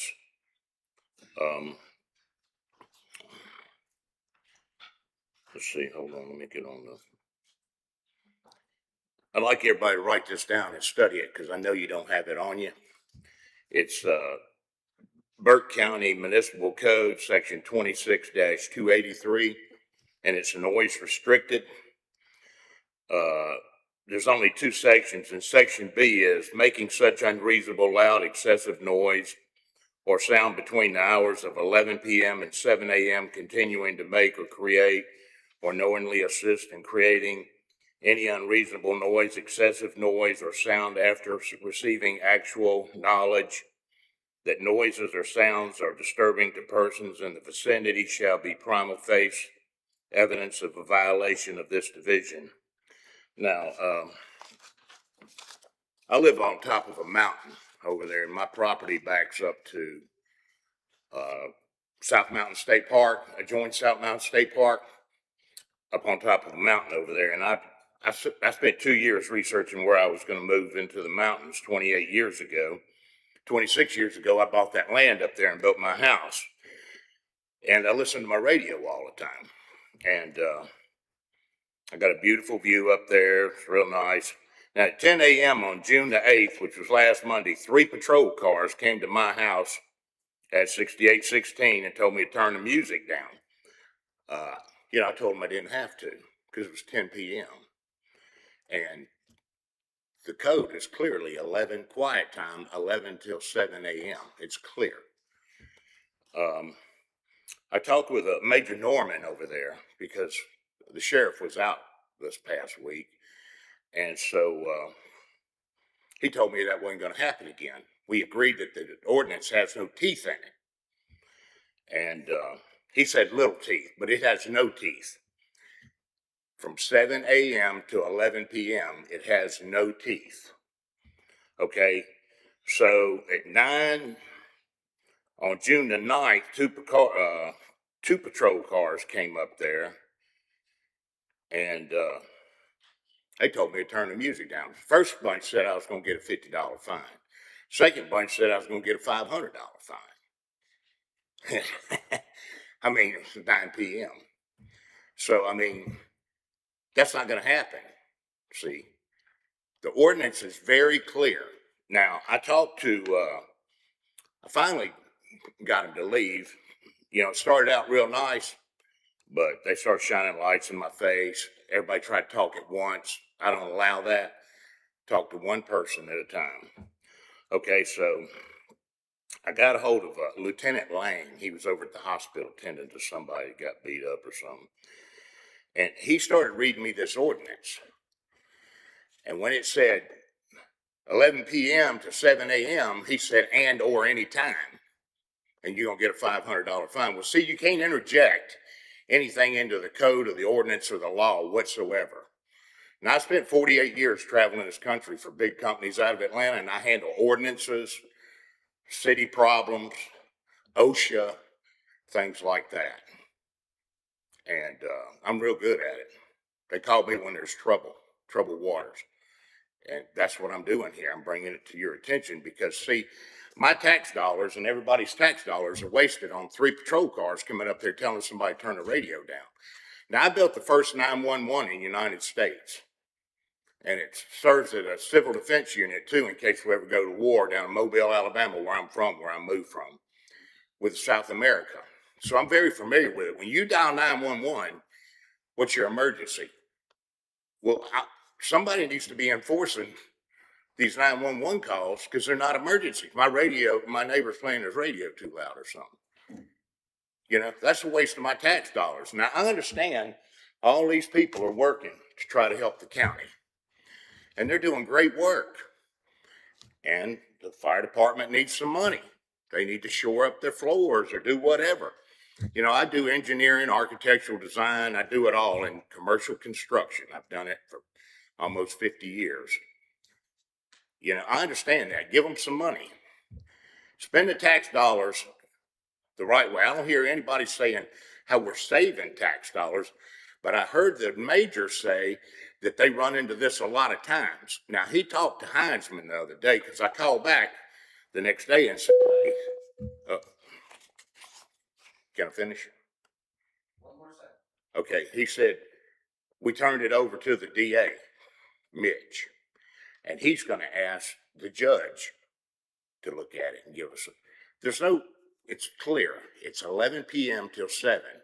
Now, anybody in this county that can't discern what the ordinances and the laws are need to resign, period, or they need to be trained. And I asked Major Heinzman, could I come down? I train people. I've done it all my life. I'll come down and train the officers. I understand they train them in just civil disputes, this, that, and other, but they don't train them to discern the law correctly. So, my wife's a cop. She's retired from Florida. Now she's a state cop because she can't make it on her employment from North Carolina. We don't agree on a lot of things, believe me, 22 years. She don't drive with me. She don't like my driving. She don't ride with me or nothing no more, okay? She said, what happened? I said, them doggone sheriffs come up here and tried to pull me today and stuff. He said, what about? She don't like the radio. She don't live with me anymore, okay?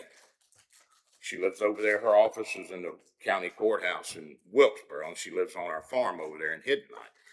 But, and she don't like my music because she's Christian. She's a preacher.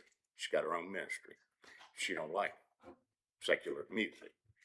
I married her anyway, because I loved her. You know what she said? 11 to 7. I couldn't believe it. I about fell off the floor. I couldn't hardly believe it. She said 11 to 7. Don't they know that? Thanks for your time. I'll be back next month. Now, if they come back up again, I'll be here, like in Alexander County, 23 meetings in a row till the pandemic got me. Okay, because I had problems over there. That's what I do. I'm the guy that fights City Hall. And I did it for a living. I'm good at it. I'll be back now. If they come up there again, I'm waiting to see what happened. I turned it over to Representative Blackburn, and he sent it to his legal staff, and I also sent it to our senator. And they're looking at it. So it's embarrassing for the county, you see, to go that far up the ladder, but I mean, that's what it takes. Thank you, Mr. McLeod. Thank you. All right, Mr. Manager, we're coming now to the consent agenda. If you will highlight the consent agenda to us, sir. Thank you, Mr. Chairman. Very, very short consent agenda for consideration this evening. I'll run through this quickly. Item 1 is from USDA. It is the Beaver Management Assistance Program update that was presented to the board at your pre-agenda meeting. Item 2 is consideration and approval for the Home and Community Block Grant for FY27. That is included in part of our budget. Item 3 is from our clerk, and this is a removal and an appointment to the Adult Care Nursing Home Community Advisory Committee.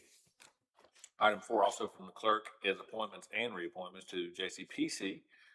Item 5, also from the clerk, is appointments to the Burke Senior Center Advisory Council. Item 6 is the 2025 Local Child Fatality Prevention Team, the annual report that was presented to the Board of Commissioners and jointly to the Board of Health. And finally, item 7 is from our Register of Deeds office, and this is consideration of approval for updated records retention schedule from the state. Happy to answer any questions, Mr. Chairman. Thank you, Mr. Manager. Any questions on the consent agenda? Seeing here none, I'll entertain a motion. I'll make a motion to approve consent agenda as presented. Thank you, Commissioner Berry. All those in favor signify by the uplifted hand. 5-0, Madam Clerk. Brings us to item 10, items for decision. We have several items for decision tonight. First one comes from our clerk, amendment of the Veteran Service Board bylaws and appointment. Madam Clerk. Mr. Chairman and members of the board, on April 20th, 26, at the regular meeting, the Burke County Board of Commissioners adopted resolution number 2026-06, formally establishing the Burke County Veteran Services Board and approving associated bylaws. Since then, Commissioner Smith has shown an interest in serving on this board and has found it to be of value to have a commissioner appointed seat. This is a request to amend the current bylaws from 6 seats to 7 seats to create a position for the chairman of Burke County Commissioners or their designee. The amendment has been reviewed by Dylan, and no issues were found in the revisions. I'm happy to answer any questions. All right, thank you, Madam Clerk. Gentlemen, you've heard this information. I would suggest that the motion, unless you choose otherwise, that the motion be that the seat fall to the Burke County Board of Commissioners chairman, and then I'll certainly designate Mr. Vice Chair to serve on that, so that it's clear going forward that that's the way the bylaw would be going forward. That makes sense to everybody? Yes. Yes. Okay. All right. With that explanation, I'll entertain the motion.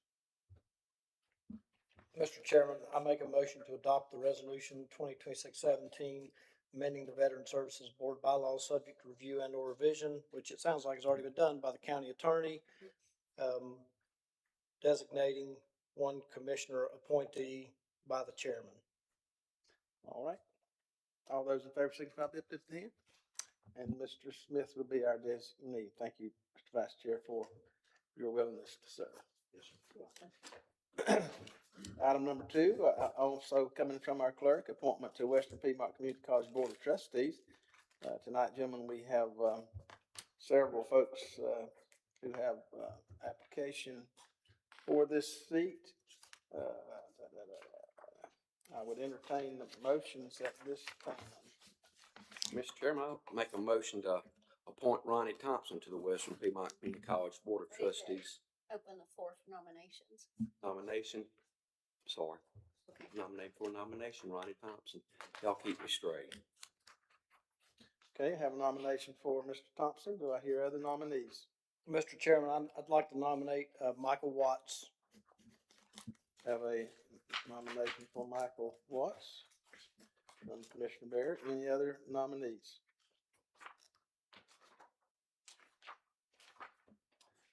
All right, seeing here none, I'll close nominations. At this time, all those in favor of Ronnie Thompson, please indicate by the uplifted hand.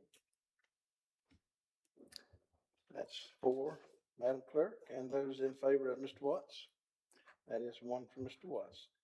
Mr. Thompson will be appointed as our designee for the Western Piedmont Community College Board of Trustees. Thank you very much. Item number 3 comes from our county manager, year-end budget amendment and the capital project closeout. Mr. Manager. Thank you, Mr. Chairman. As we talked about at your pre-agenda meeting in June, and included in your package, budget amendment proposed number 33 on the fiscal year. As you all are aware, our fiscal year ends June 30th, so we're about 2 weeks away. And this is an annual budget amendment where we're scrubbing year-to-date actuals, comparing that to budget.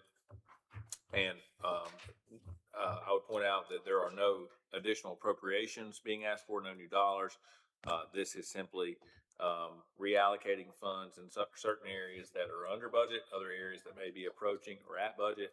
We have 3 payrolls remaining this year, as well as some existing purchase orders.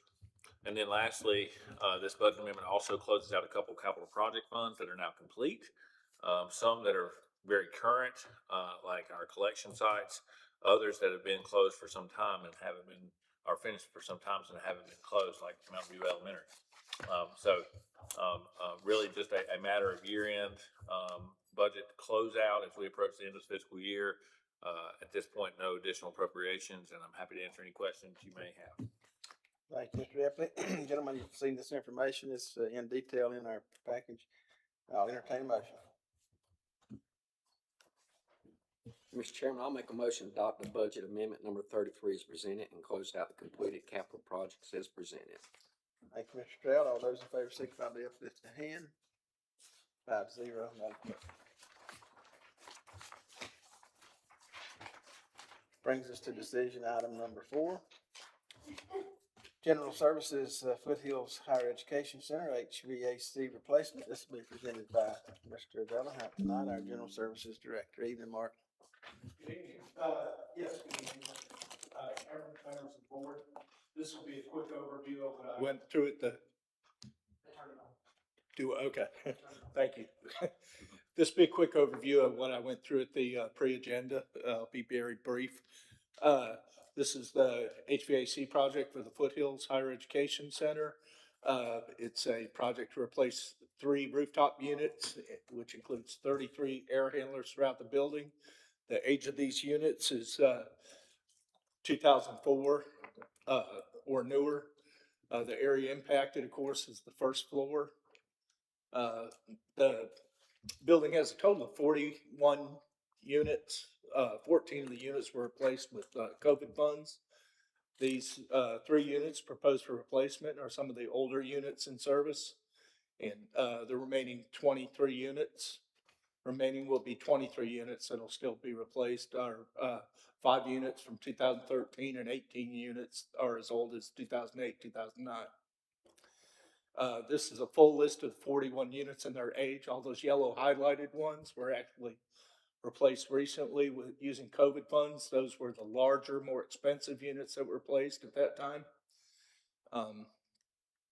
This is the area impacted. The hashed area is the area that these 3 units actually serve, which are a number of offices, including the recreation department and a number of college facilities, including, I believe, the dental lab and some college offices.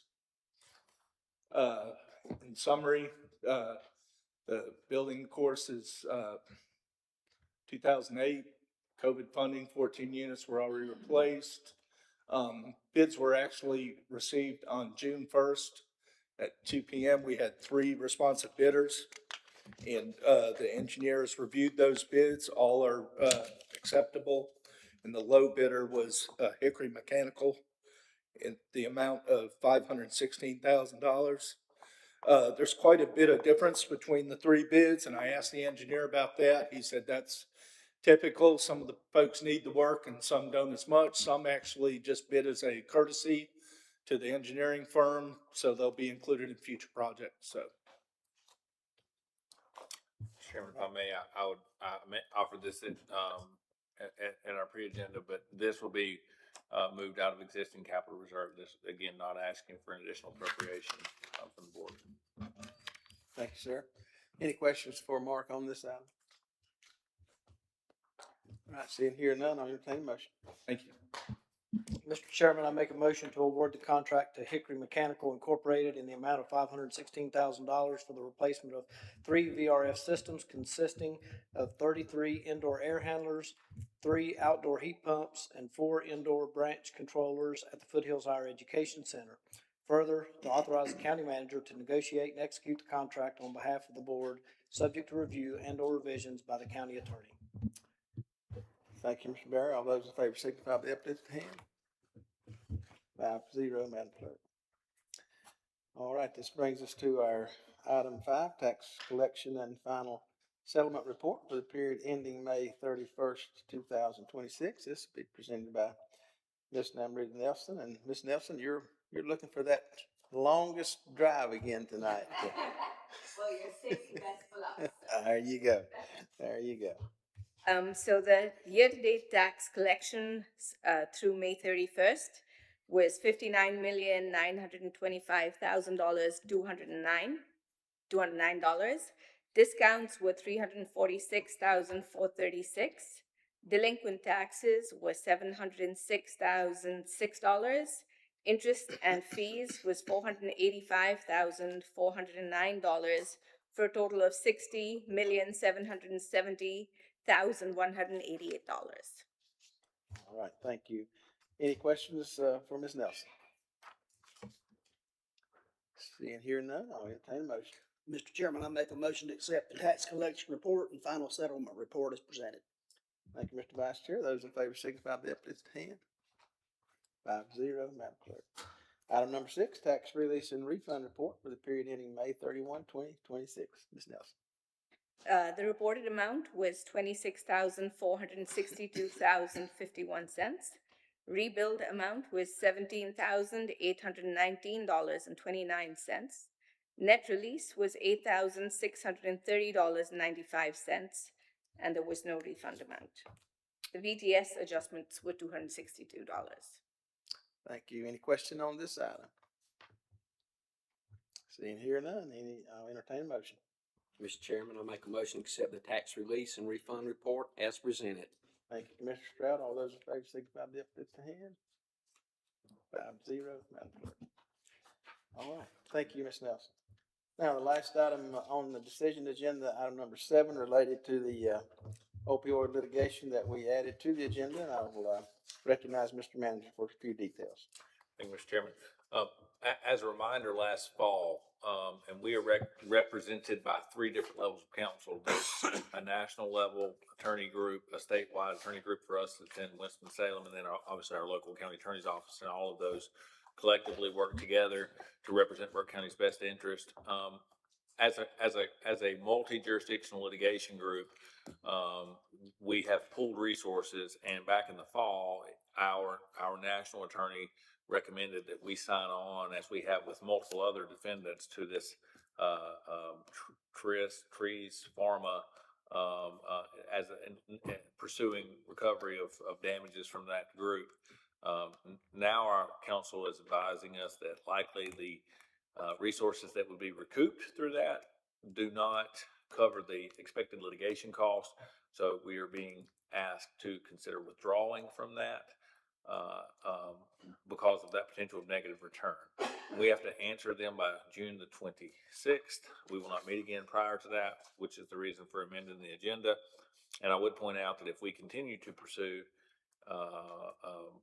the county could be responsible for the litigation costs because the group isn't pursuing as a group. Happy to answer any questions you may have.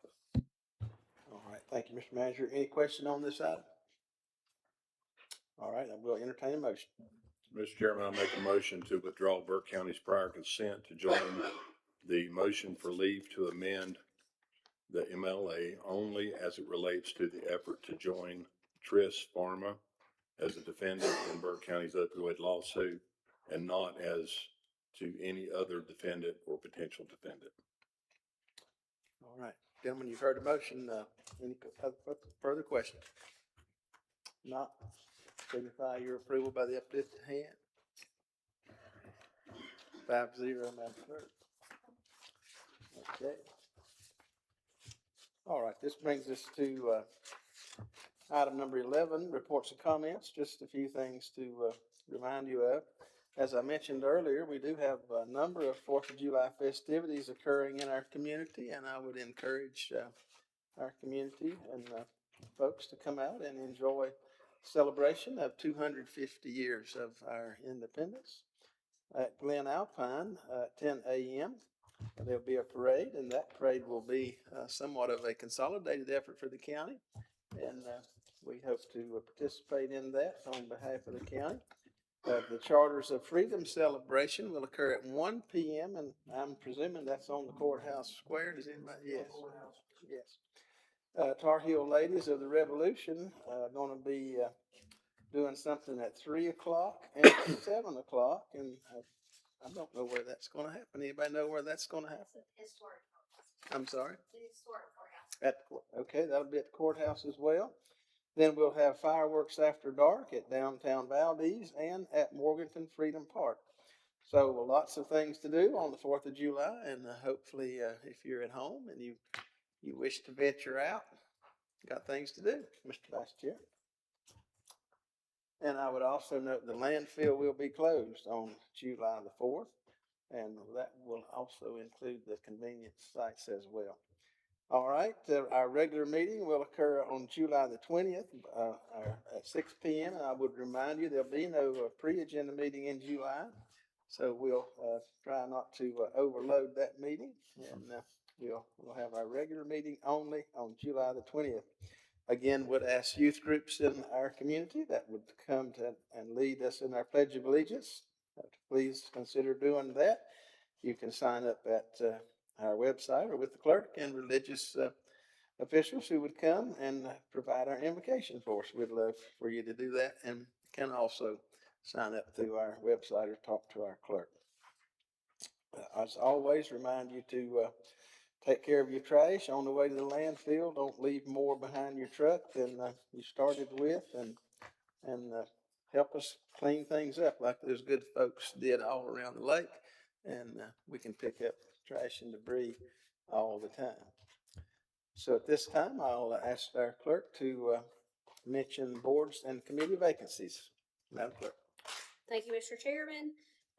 Currently, our boards and committees that have vacancies are the Adult Care and Nursing Home Community Advisory Committee, the America 250 NC Committee, Burke County Public Health Advisory Board, Burke Senior Center Advisory Council, the Dangerous Dog Appeal Board, Drexel Planning Board, Hickory Regional Planning Commission, the Local Emergency Planning Committee, and Partners Health Management Human Rights Committee. We obviously encourage all Burke County citizens to get involved. Additional information and applications can be found under our webpage on the vacancies tab. All right. Thank you, Madam Clerk. My pleasure. All right. And I too would commend you and ask you to be a part of some of these committees if you have time and can volunteer your efforts to help us serve these needs. All right. Tonight, gentlemen, we have no need for a closed session. And so with that, for the item number 14 that we have all been anxious for, adjournment, I'll entertain a motion. I was wanting to say something, but I guess I'll just make a motion. Well, before you do that, I'm sorry, I didn't go down the roll call here. Mr. Turner, you got anything you want to say? No report, Mr. Chair. Even though you got on that Carolina blue suit tonight, I shouldn't even went back down. I know you shouldn't even went back down there, but you know, these things happen. Carolina, I want to say Carolina Hurricanes, congratulations, man. Our state rocks, man. Western North Carolina, we got the greatest county, the greatest region, so we got a lot to celebrate. Just want to mention Commissioner Stroud and I went down last week for the county commission advocacy days. Got to spend some quality time with some of our regional, local legislators. Also wanted to mention, just ask prayers and thoughts and prayers for my Democrat candidate in November. My understanding is he passed away Sunday a week ago. Yeah. So just remember his family in your prayers. Absolutely. Mr. Manager. Nothing for me, sir. Mr. Vice Chair. Yes, sir. Right quick, I want to thank all the public safety people that were here tonight and those that couldn't attend. I mean, we got a good county full of people that like to serve. And I'd also like to wish a happy belated birthday to my beautiful United States flag, the prettiest banner in the whole world, and the great United States Army yesterday. All right. Way to go, Phil. All right. Yeah, just one comment really, with this, all the celebration of America 250 and all that it means for us. And if there's a time that we should be unified, that I think that's something we should be able to rally around. I was very disheartened that along with Oregon, Washington, Massachusetts, Maine, and Connecticut, North Carolina, unfortunately, decided not to participate in the Great American State Fair in Washington. I think that's sad for our state that we can't all come together.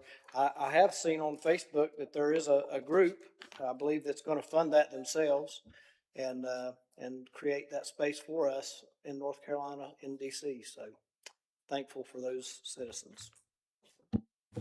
Thank you, Mr. Berry. Madam Clerk. Nothing else to add. Nothing else to add? Well, on a little bit more, I won't say personal note, but it's the 90th anniversary of Rural Electrification of America, and REA, Rural Electrification Authority, and that's kind of close to my heart. And so I thought it nice to, along with the 250th anniversary, pretty important to us to have electricity in it, so. We've managed. That to mean bring- we can call you Sparky from now on? You can call me whatever you want, that'll be all right. All right, with that, now I will entertain that motion to adjourn.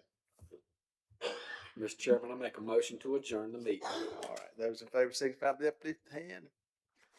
5-0. Thank you very much, gentlemen. Have a good night. Thank you all for being here.